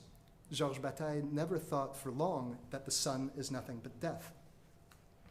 The cosmic reassures us, for we can identify with the measureless vibration of a sovereign order, even if in this identification we venture beyond ourselves, entrusting ourselves to a holy and real unity. So it is with being, and probably with all ontology. Now, Bressy's Nihil Unbound nonetheless suggests that when considering the truth of extinction, privileging death over life is a metaphysical gesture as arbitrary as its vitalist antithesis. And we must instead identify difference and indifference, life and death, without synthesizing them ontologically. And I want to pause for a moment on what Bressy might mean here by this identity without synthesis, as I think it relates directly to the key terms of 3D philosophy. Let's start with dialectics and deconstruction. Now, Derrida's 1953-54 master's thesis, written when he was just 23, 24, if you ever want a moment of absolute humbling, you can read what he was writing at that age, which was called The Problem of Genesis in Husserl's Philosophy, interpreted Hegelian dialectics as the identity of identity and non-identity. So precisely a synthesis of indifference and difference. The dialectic, he writes, is at the same time the possibility of a continuity of continuity and discontinuity, of an identity of identity and alterity, and so forth.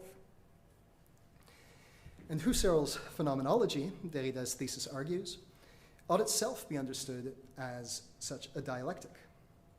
Now, this positive interpretation of phenomenology as dialectics would persist through to his 1962 introduction to his translation of Husserl's Origin of Geometry, and even his last book-length treatment of phenomenology, the 1967 book Voice and Phenomenon, again, where dialectics is spoken of positively.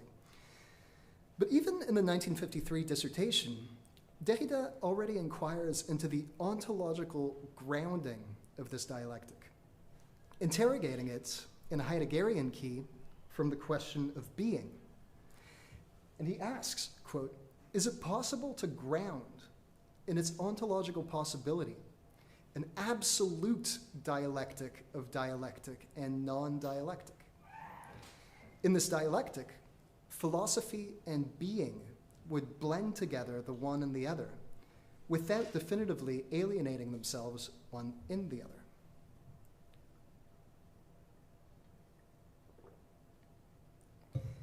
If philosophy reaches its end for Heidegger with the question of being, opening back onto its other beginning, we ought then further probe what this dialectical, let's say relational blending of philosophy and ontology, of dialectic and non-dialectic might look like, and indeed whether it might instead engage non-relational, absolute ungrounding of ontology itself. And this, right here, is very close to the question of tone Derrida references from Heidegger's The Principle of Reason, not only in Discourses of the End and of an Apocalyptic Tone, but also throughout his mid-70s seminars on The Thing, on Heidegger and Blanchot, as well as Theory and Practice on Heidegger and Althusser. Let's read Heidegger on this tone. The fundamental principle of reason says every being has a reason. This principle is a statement about beings. But we experience a being as a being only when we attend to the fact that and how it is. Hence, in order to really hear the principle about beings, we must become aware that the is in the principle nothing is without reason sets the pitch that tunes everything. No longer nothing is without reason, rather nothing is without reason. Let's read that again with the pitch and the tone. No longer nothing is without reason, rather nothing is without reason.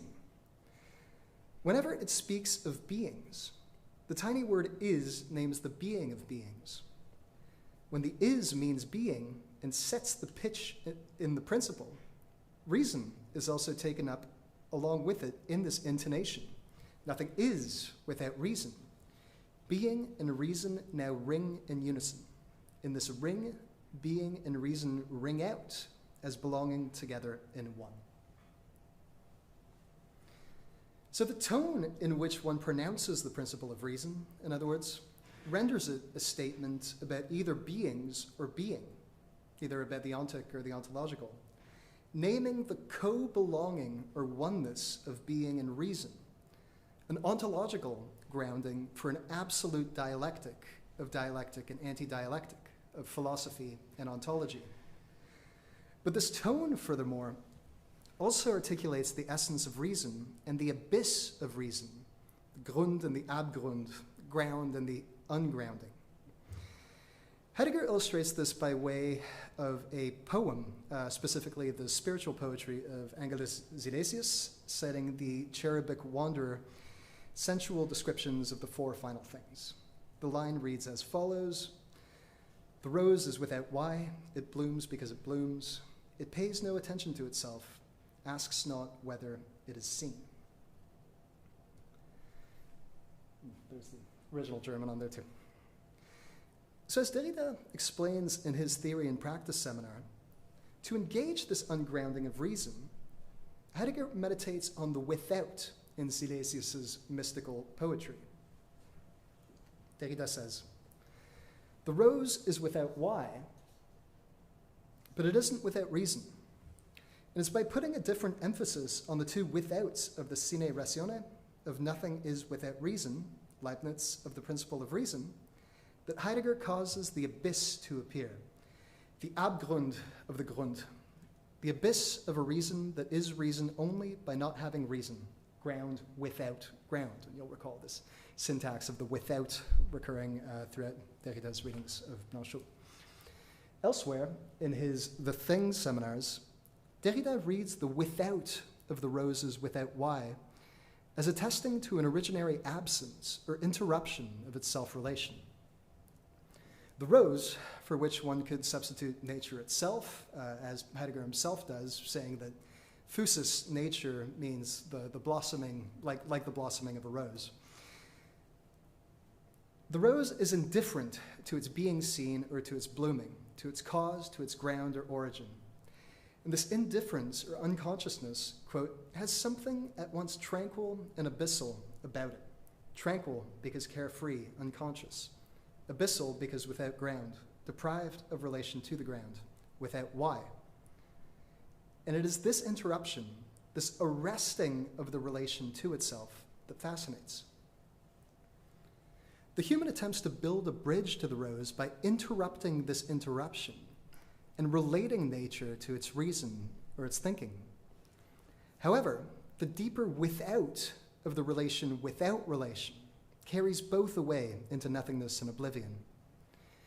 By engaging a delocalization of ground unto its annihilating abyss, Heidegger gives nature to be thought in its absence of grounds and reason. Quote, the arresting of the self-relation as reason, the without of the without reason that the human must at bottom be, in the secret of its being, will also be called, much later in Heidegger's The Principle of Reason, death.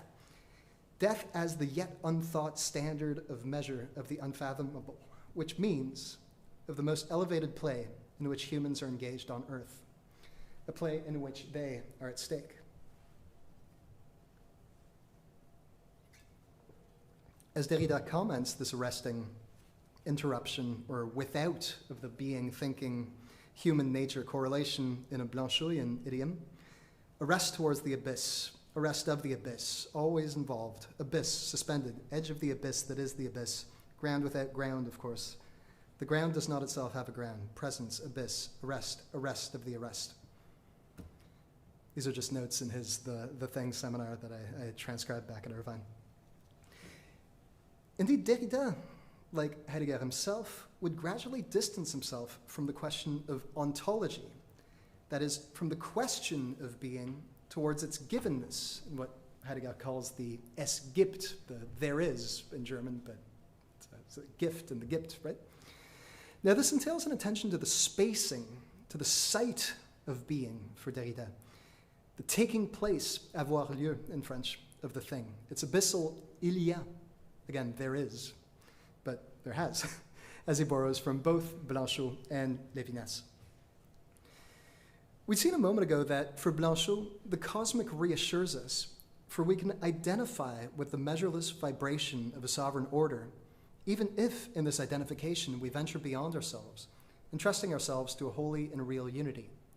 So it is with being, and probably with all ontology. So what is it that Blanchot proposes instead of this reassuring unity of being? And here's where I think we really get to the heart of what's at stake in dialetheism. Blanchot calls it le neutre, the neutral, or the neuter. Etymologically, the word comes from ne uter, neither nor. So it allows us to think a certain articulation of dialectics and anti-dialectics without reconciling these into any synthesis or unity. An anti-dialectics of dialectics and anti-dialectics. A non-relationality of relationality and non-relationality.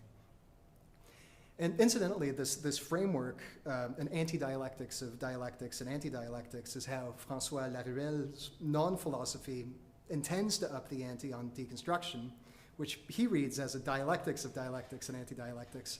But I think the gesture is manifestly there in deconstruction. One could cite dozens of examples to this effect. But let's take a look at a few of Blanchot's explanations of the neuter. The first one is from The Step Not Beyond, le pas au-delà, so pas in French meaning both step and its negation, which I'd wager that book, The Step Not Beyond, is one of the most important texts there is for understanding what's at stake in deconstruction. This is a passage that Derrida develops at length, first in his 1970s seminars on the thing, all the way to his 90s seminars on secret and testimony, and at least obliquely in his final seminars on the beast and the sovereign, which take up his 2003 eulogy for Blanchot. And it goes like this.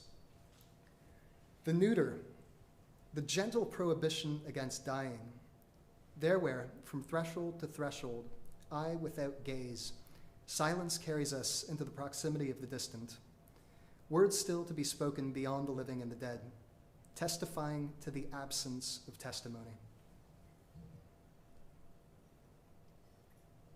Testifying to the absence of testimony. This, to me, is really the key to the deconstruction of what speculative realism calls correlationism, which we heard about earlier, the inextricable philosophical unity of being and thinking. Here, the relations between being and thinking, the thing and its testimony, find themselves disarticulated in advance, according to what Blanchot calls the neuter relation, relation without relation. And as he adds in The Step Not Beyond, the very idea that the thing is in relation to the neuter forces us immediately to think that the neuter changes the relation into non-relation, and the thing into another thing, autre chose, and the neuter into what could not be the neuter itself, nor that which neutralizes. The neuter thus takes place as the last instance from which all differential relationality finds itself expropriated into non-relationality. And it's this movement of expropriation, I think, that best captures Derrida's debt to Blanchot as it evolves out of a reading of Heidegger. And to that end, I want to pause on a few Heideggerian motifs that the discourses of the end conversations invite us to problematize. The first, naturally, is the motif of truth as aletheia. The second concerns the uncanny, or the unheimlich. The third is the motif of the logos as gathering, as recollection, Versammlung in German, particularly as concerns nature, Phusis. And finally, relatedly, that of the event, Ereignis, sometimes translated as the event of appropriation, although the etymological connection between Ereignis and Eigen, Blanchot and Derrida notes, are at least tenuous. Now, these movements can be read in Heidegger's Black Notebooks, which attempt a recollection of the first beginning in thinking. The second beginning, philosophy, he writes, is metaphysics, in an essentially new inceptual sense. Beyond physis, nature, that means we can no longer begin with physis aletheia, but are hurled back beyond this beginning, cannot go back and must first seek to ground the open place as such. No longer begin with physis and yet with aletheia. End quote. Now this grounding of the open place in aletheia, in unconcealment, revelation, right, where we can no longer begin with physis, is quite close, I believe, to what Derrida had signaled in his 1953 attempt to ground a dialectics of philosophy and ontology, even if he'd come to find that the open space in its spacing kept slipping away from under him. Now, in the 1991-92 Répondre du Secret seminar, which was actually just published in French 2 weeks ago, and it's the first of 4 in the Secret and Testimony seminars, Derrida discusses Heidegger's notion of nature, physis, in its correspondence with aletheia. And at stake here is Heraclitus's fragment 123, physis cryptistai philei, nature loves to hide. That is to say, to encrypt itself, cryptistai, to cipher itself.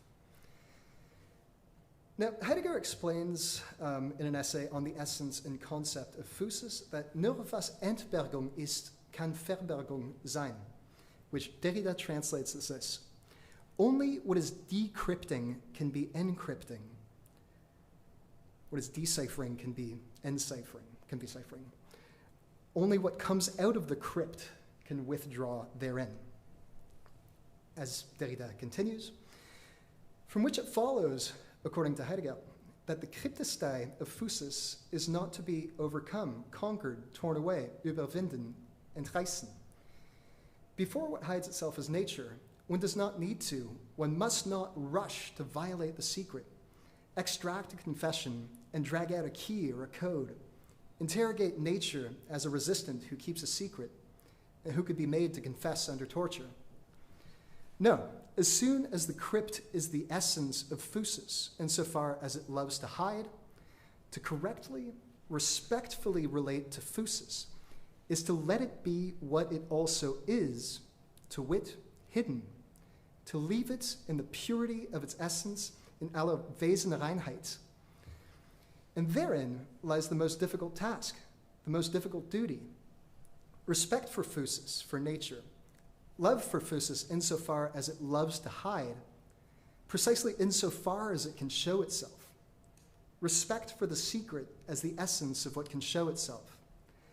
One can draw all the consequences you like, in particular with respect to the technopolitics of ecology or bioethics today, but I won't do so for now. Now, of course, these questions concerning the technopolitics of ecology are precisely at the heart of what I'm interested in examining with respect to the apocalypse and the disaster, but let's press on. Derrida explains that this Heideggerian account of nature is also a thesis on truth, on aletheia, drawing our attention to the following. Just as only what shows itself can hide itself, if manifestation, non-withdrawal, the open, the self-unhiding, self-unsealing, the sich entbergen, is aletheia, truth of what unconceals, so decache, dehides itself, is aletheia, truth of what unconceals itself, lethe, means oblivion, which shelters itself in oblivion.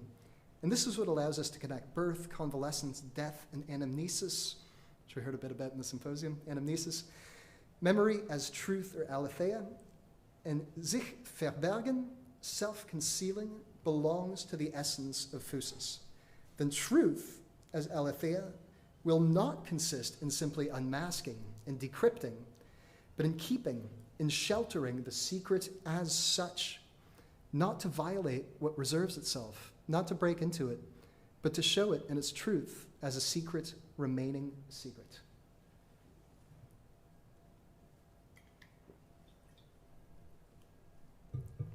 So if aletheia means the truth of what unconceals itself. It also implores us to leave nature to what it is without me, without us, in its self-secrecy, in maintaining a relation of oblivion. Lethe in aletheia, we saw, also means what shelters itself in oblivion.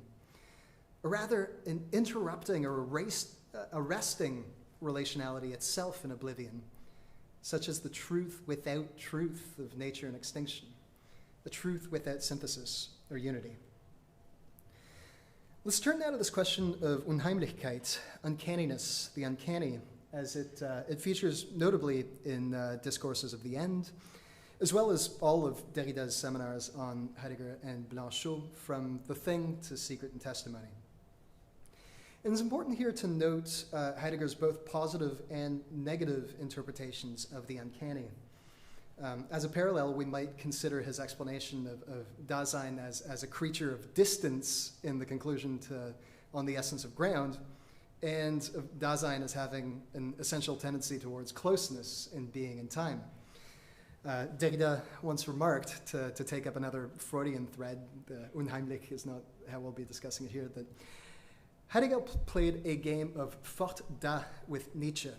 You'll recall maybe this is the child's game who throws his toys out of its crib, says fort, away, and when the caretaker brings them back, da, here. And so Heidegger plays this game with Nietzsche by at times locating him entirely within metaphysics, at others on its outside, fort, or at least on its crest. And to be honest, I think Derrida does very much the same thing with Heidegger, depending on his reading. Maybe deconstruction is itself just a play of fort da with Heideggerian destruction. But in Discourses of the End, Derrida returns our attention to Heidegger's The Principle of Reason, which remarks the unheimlich determination of the human in the atomic age. Heidegger writes, "As the global epoch of humanity, the atomic age is distinguished by the fact that the power of the mighty principle of the principium redende rationis displays itself, if not completely unleashed, in a strange, in an uncanny manner, auf eine unheimliche Weise. When I use the word unheimlich here, I mean it not in a sentimental sense.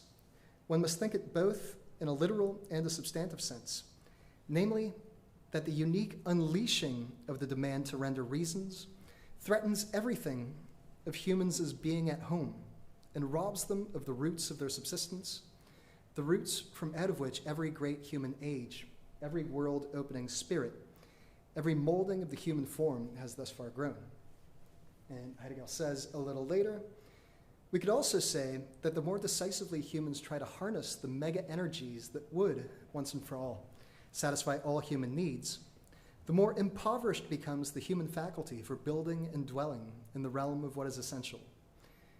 There is an enigmatic interconnection between the demand to render reasons and the withdrawal of roots." The principle of reason, Derrida explains, tears the human away from its own most, from the humanity of the human, and installs the human into modern technology. This is the negative sense of Unheimlichkeit for Heidegger. For Blanchot, by contrast, Derrida explains in Discourses of the End, Unheimlichkeit is never held under suspicion in the name of a reappropriation of the essence of the human. This gesture of reappropriation is ultimately foreign to Blanchot's thinking, and it's indeed out of an uncanny doubling, again, a doubling without synthesis, that anything like the proper of the human, or indeed the very relation between being and thinking, might take place as its interruption. Now, one of the central questions in deconstruction for me is the question of habituating oneself to nothing. Comment s'habituer à rien? This is the concluding insight of Derrida's Secret and Testimony seminars. And this theme of habituating, s'habituer, eventually resonates with the matter of dwelling, of habitat, of building, and the withdrawal of roots we just saw in Heidegger. But this habituation also intersects with the matter of nihilism, which Nietzsche had called this most uncanny of all guests, dieses unheimlichsten aller Gäste. And as Heidegger explains, it is called the most uncanny, unheimlichste, because as the unconditional will to will, it wills homelessness, Heimatlosigkeit, as such. This is why it's of no avail to show it the door, because it has long since been roaming around invisibly in the house. The task is to catch sight of and see through this guest. End quote.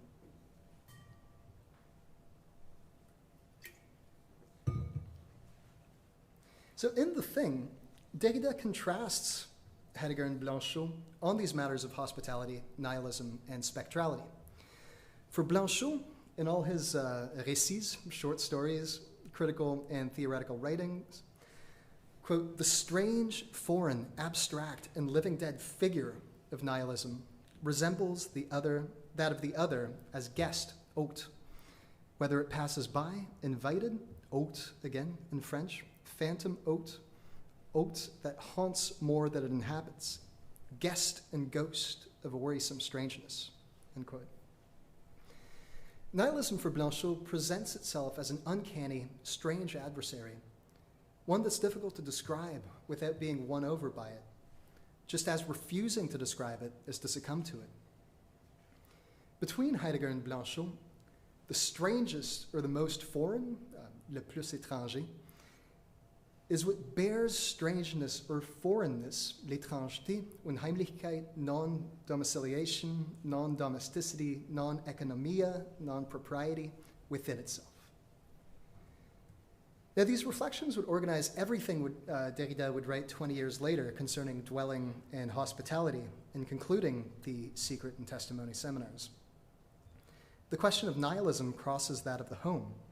Heimisch, Unheimlichkeit, guest or host, hôte, haunting, hantise, spectrality.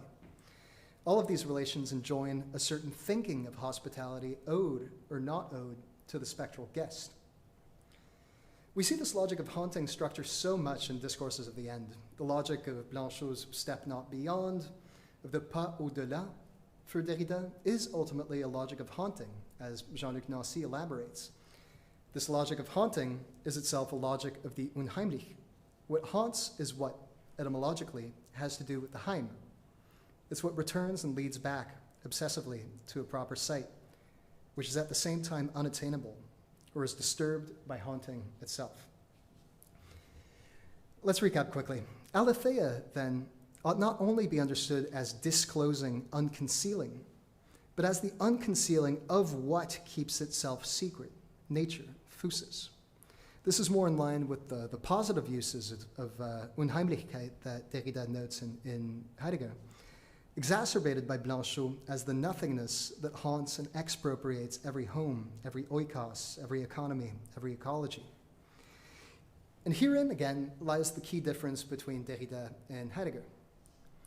For Heidegger, physis, nature, exemplifies the gathering of thinking and being, of disclosing and unconcealing, their synthesis, their unity into aletheia, into the logos. The Heideggerian interpretation of the logos, Derrida adds in We Other Greeks, which is his late reflection on deconstruction's relationship to Greek thought. The Heideggerian interpretation of the logos always inclines in the direction of gathering, Versammlung, towards the one and the same. And we see in Discourses of the End that Blanchot was equally suspicious of this uncritical valorization of gathering in recounting the ways in which being will have given itself to thinking. As Derrida cites the writing of the disaster, the donations, which are the ways in which being gives by withholding itself, logos in Heraclitus, one in Parmenides, idea in Plato, energeia in Aristotle, if we stay with the Greeks, in the final modern version, Gestell, which for Lecoulabart proposes this equivalent, installation, sometimes translated as enframing in English, or positionality, Gestell, would be interrupted from the moment Ereignis, the advent, arrives, ceasing to let itself be hidden by the donations of meaning, which it makes possible by its retreat, by its withdrawal, retrait. So against the belonging together of being and thinking, Derrida highlights the Heraclitean notions of diaphérein, diaphora, stating as early as his Différence essay that the Heraclitean play of the hen diaphoron hotoi, of the one differing from itself, the one in difference with itself, already is lost like a trace in the determination of diaphérein as ontological difference. Deconstruction is itself this diaphora, he explains, the one differing from itself. The hen diaphoron hotoi of Heraclitus, that is perhaps the Greek heritage to which I am the most faithfully amenable. It's a question of the very event of the same, of the itself, of the relation to self. And it's under this sign that I'd once tried to speak of a différence that is not the ontological difference. So again, when I hear dialetheism, I hear two truths, again, di and aletheia, but also a dialetheism, a differentiation in oblivion. And here's where I see Blanchot's interpretation of the neuter play its role. Now, Blanchot's thought of the neuter also returns us to Heraclitus, but what Heraclitus had called the panton kekorismenon, what is set apart from everything, or what is separated from everything. Above all, when Heraclitus uses the neuter singular to describe the thing not to be discovered, expected, or hoped for. For Blanchot, what Heraclitus calls the wise thing, the common thing, or this the wise, this the one, this the common, are not concepts of either Aristotelian or Hegelian logic, nor are they ideas in the Platonic sense, or, to be precise, in any sense at all. Philosophy since Parmenides will have attempted to domesticate the neuter through the visible or the invisible, through the thinkable or the knowable, even through Heidegger's own reversals of presencing or absencing in aletheia. Blanchot, by contrast, points us away from the one of philosophy towards an experience of difference in the neuter, an experience in which the other, the outside itself, exceeding any positive or negative term, is the presence that does not refer back to the one, and the exigency of a relation of discontinuity where unity is not implied. The other, the il, but only insofar as this third person is not a third person and brings the neuter into play.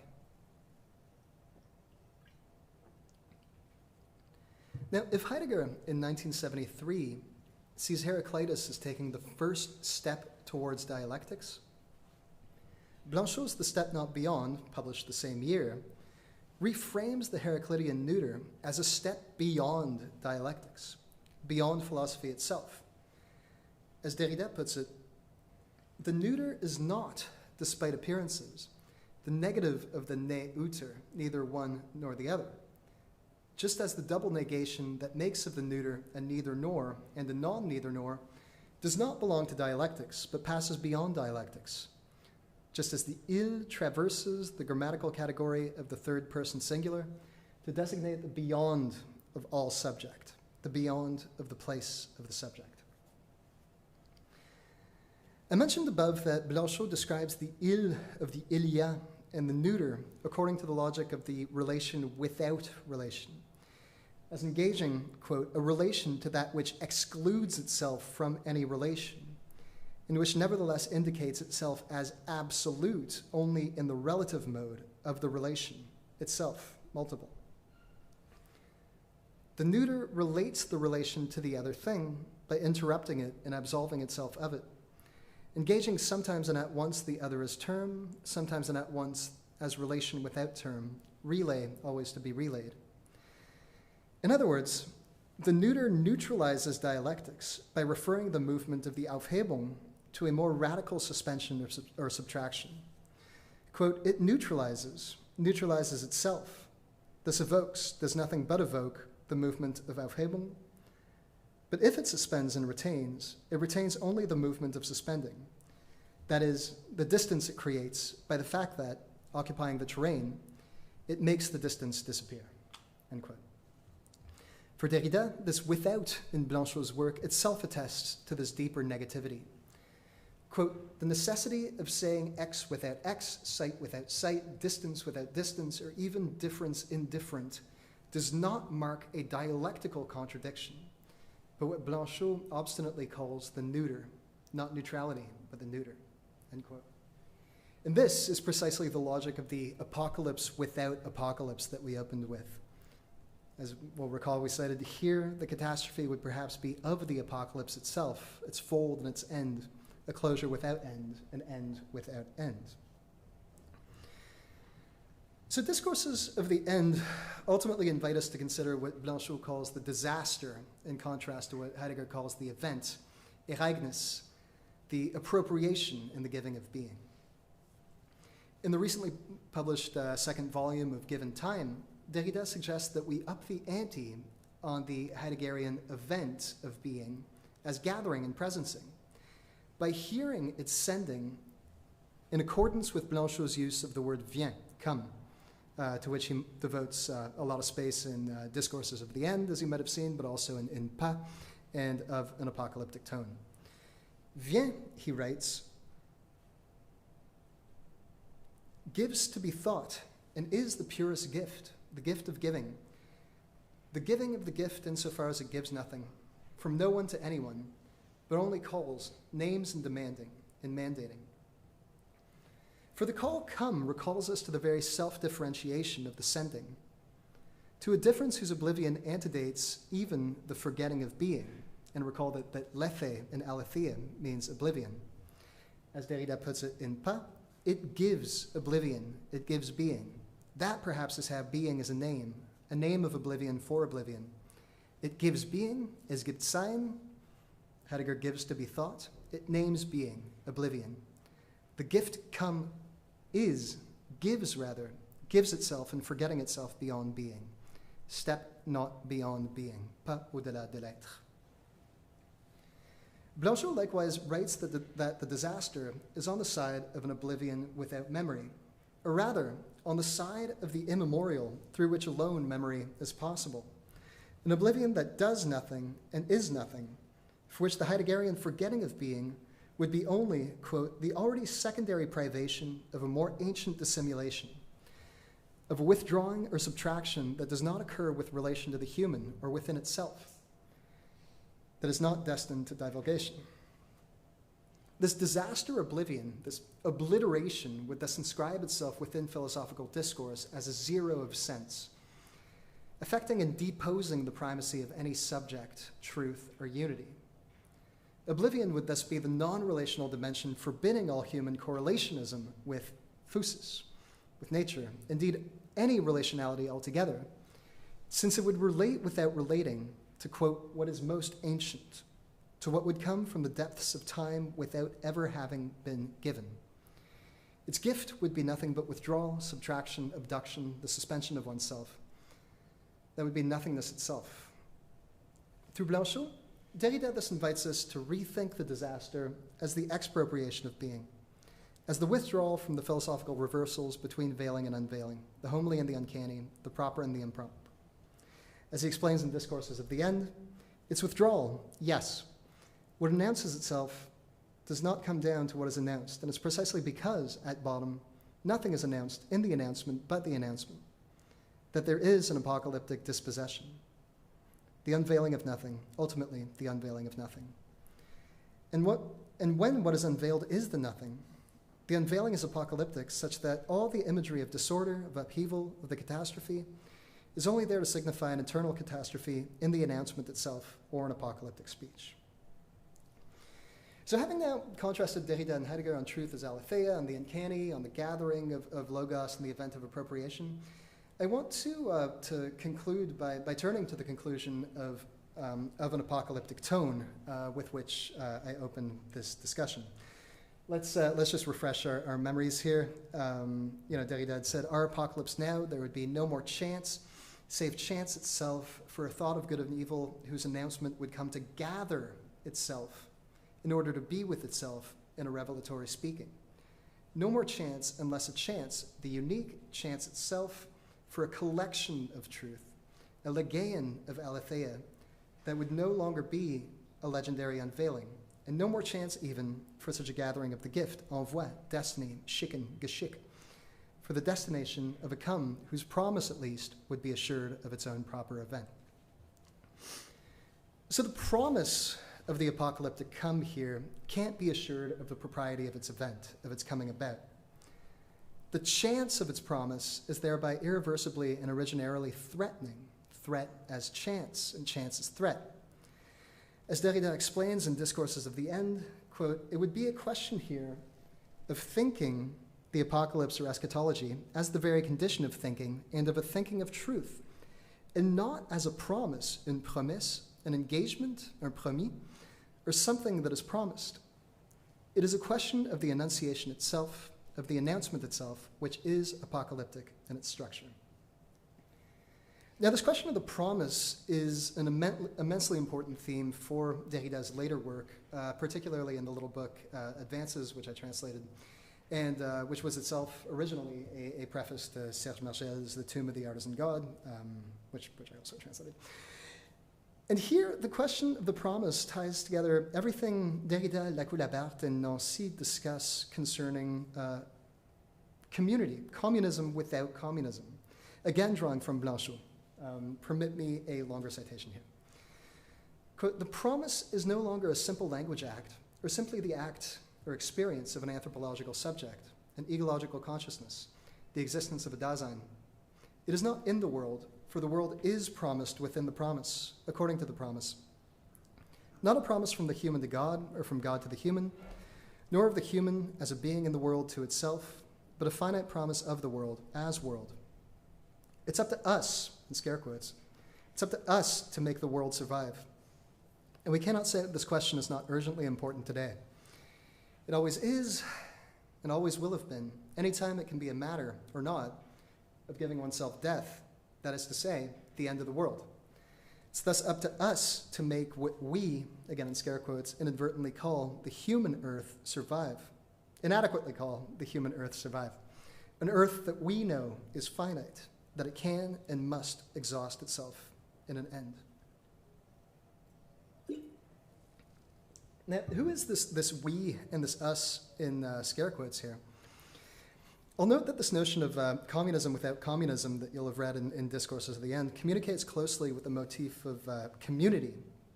In 1983, the same year as Discourses of the End, recall, Nancy published The Inoperative Community, La Communauté désœuvrée, which Blanchot himself took up in his book The Unavowable Community, La Communauté inavouable, also published in 1983. Much later, Derrida radicalized Blanchot's unavowable community as impossible. This was in an essay called Avowing the Impossible, which he first gave in 1998 under the title Vivre Ensemble, Living Together. And this, I believe, clarifies the sense of the post-political Derrida had broached in Discourses of the End. In Avowing the Impossible, Derrida writes that living together cannot be reduced to symbiosis, to any gathering of the living, not according to any organic symbiosis or any juridical or political contract, to any opposition of nature and culture. One must recognize, quote, that there is living together only there where, in the name of promise and of memory, of the messianic and of mourning without work and without healing, it welcomes dissymmetry, anachrony, non-reciprocity, with another who is greater, at once older and younger, an other who comes, or who will come perhaps, who has perhaps already come. Here is the justice of a law above laws. Here's a paradox that I believe is coherent with a living together that does not allow itself to be contained, exhausted, or governed, either in a natural or organic, genetic or biological whole, or in a juridico-institutional one. A moment ago, then, we'd seen that what Derrida calls the promise of the world is a matter of urgent importance, particularly when the gift of death or extinction in the end of the world is at stake. It's thus up to us to make what we inadequately call the human earth survive. But who we, Derrida writes in Advance, a we without assured gathering, without intersubjectivity, without community or reciprocity, a strange dissymmetrical we anterior to every social bond. Strange, no doubt, but strange like the very condition of the social bond. The social bond requires such a we, to wit, dispersion or distraction, the absolute interruption of absolutes, the absolute or absolved in a certain being in the world that will have preceded everything. This we makes and undoes communities. Indeed, it leaves no social bond at peace, no intersubjectivity or consensus. Its advance does not even let itself become enclosed by any horizon of expectation or of mutual understanding. In order for something to come, and that the future of the promise remain open, the horizon itself, in the figure of its end, must be lacking. So thanks to all of you once again for sticking around until the end. Happy to answer any questions you might have, or either now or over drinks later.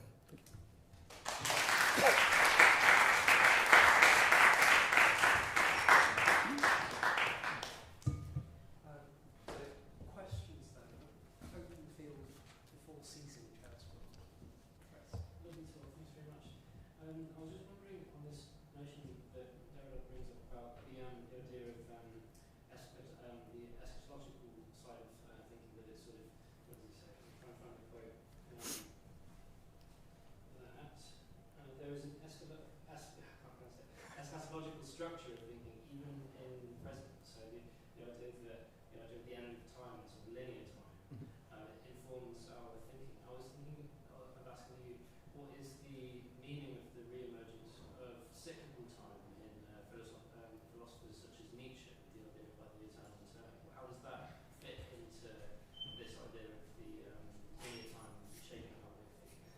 Sure. So I think that to understand what's going on at stake with Derrida's philosophy of temporality is precisely to think a time that exceeds any circulation, any economy, oikos of time. So even in dialectical motifs like the Husserlian living present, even in the ecstatico-horizonal temporality of the early Heidegger, Bergsonian duration, obviously. His relationship to the eternal return is actually really, really interesting because he does define différence early on according to the affirmation of the eternal return. And the deployment of that return is that it's not the eternal return of the same, it's the perpetual detour of the other. So you have this, I haven't thought about this in a long time. How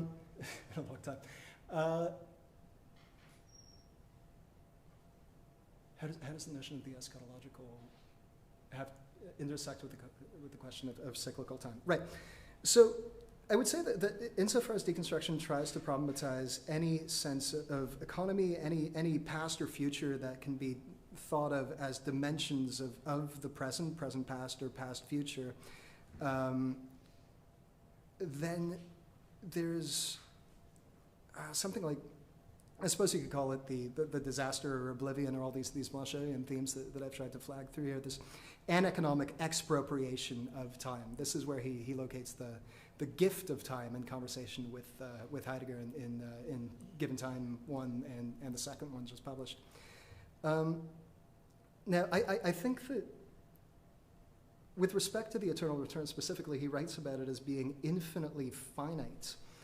And again, it just sounds like playing with paradoxes there, but what's going on there is really, really interesting because on the one hand, he'll write about sort of a doubling infinitude in the way that the human relates to its own death, right?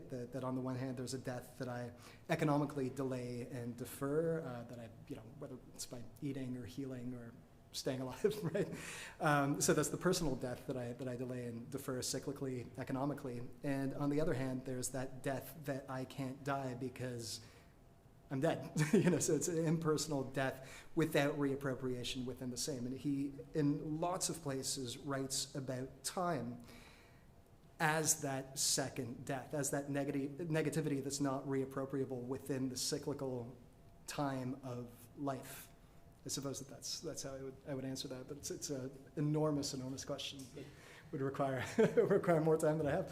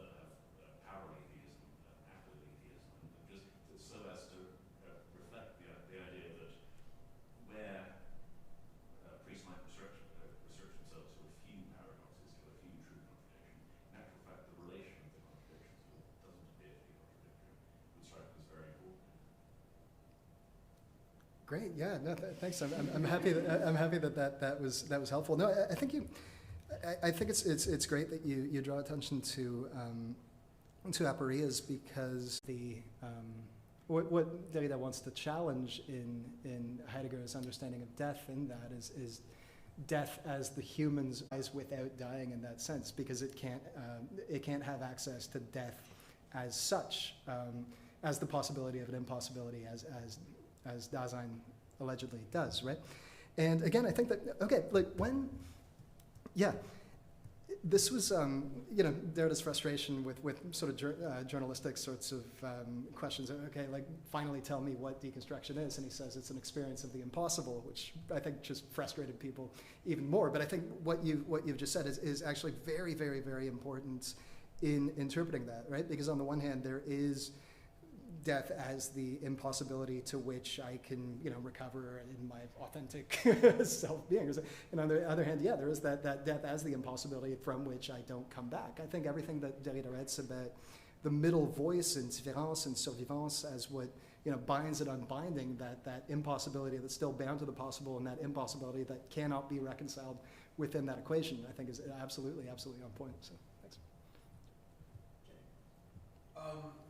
thanks. Thank you very much. Thank you. Very interesting. As an enthusiastic psychoanalyst, I was delighted to hear a reference to Wilhelm Heimlich. I thought, this is something that I might be able to understand. And I think I'm asking you a question as a translator, actually, about the word Heimlich coming into English as uncanny, because it's certainly something in translations of Freud we persist, but it's curious that it's persisting into other thinkers, in translations of other things into English as well, because it seems to me that word doesn't quite, uncanny, doesn't quite capture everything that's so remarkable about Heimlich and unheimlich in German that makes it perfect for Freud's purposes. But I was wondering if you had any thoughts about whether that matters in readings of Heidegger. Yeah. Well, I mean, I think that thanks for that question a lot. I mean, it's definitely one of the most frustrating thing about working between several languages at the same time is that you're bound to simply have to accept some translations and just sort of move on. I mean, in French, das Unheimlich is most often rendered as inquiétante étrangeté, so like worrisome strangeness or something, which is even less confusing. But I think that ambivalence in the translation that you point to highlights very well, highlights very well Derrida's own relationship to Heidegger in that sense, and he says very clearly, there's moments when Heidegger uses that term positively. There's others where he uses it negatively. Negatively does win out, but that's precisely that ambiguity in the word that allows him to do that. And I sort of drew attention as well, where Heidegger will say, well, Dasein is a creature of distance, or no, it has a tendency towards nearness, and so, that both valorization and denial of Unheimlich is really, really important. He does actually, both in the 1975-6 seminar Life Death and in the Répondre du Secret, which was just published in French, go on at length comparing Heideggerian and Freudian uncanniness and seeing whether that fits. I can't recall the argument to mind, but I do know that he does do that there.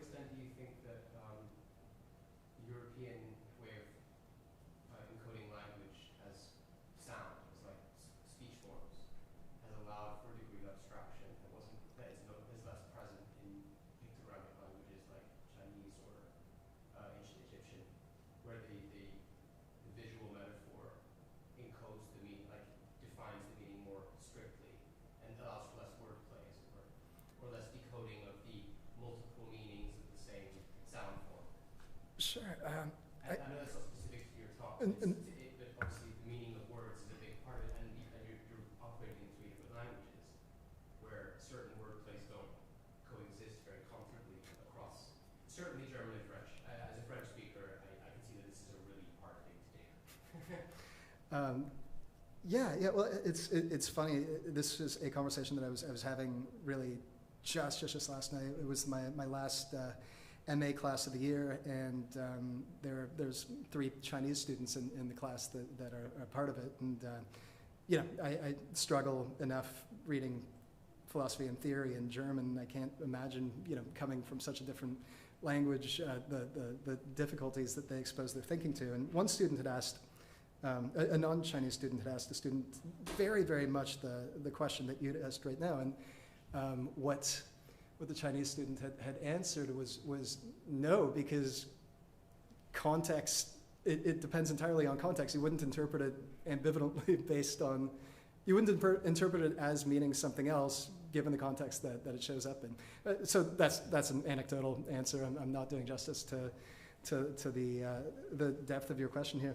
I think that when, especially in works like of grammatology, where Derrida does discuss, the logocentric privileging of speech and graphical writing as betraying a certain phonocentrism, he doesn't necessarily do that to, gesture to,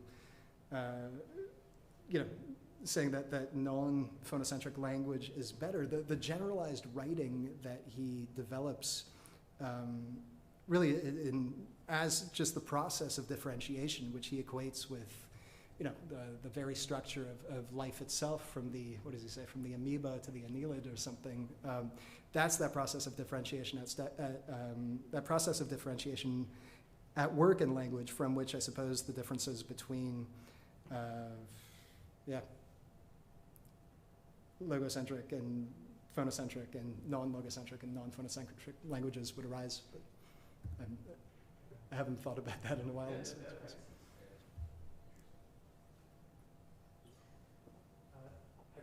might seize the opportunity for a question myself. Sure. So in discourses at the end, it seems that there's a great agreement with Ray Brassier that extinction the end, one way or another, is something like an originating mobilizer of thought. And I was wondering if one has an end without end, do you think that has a particular impact on that mobilization of thought?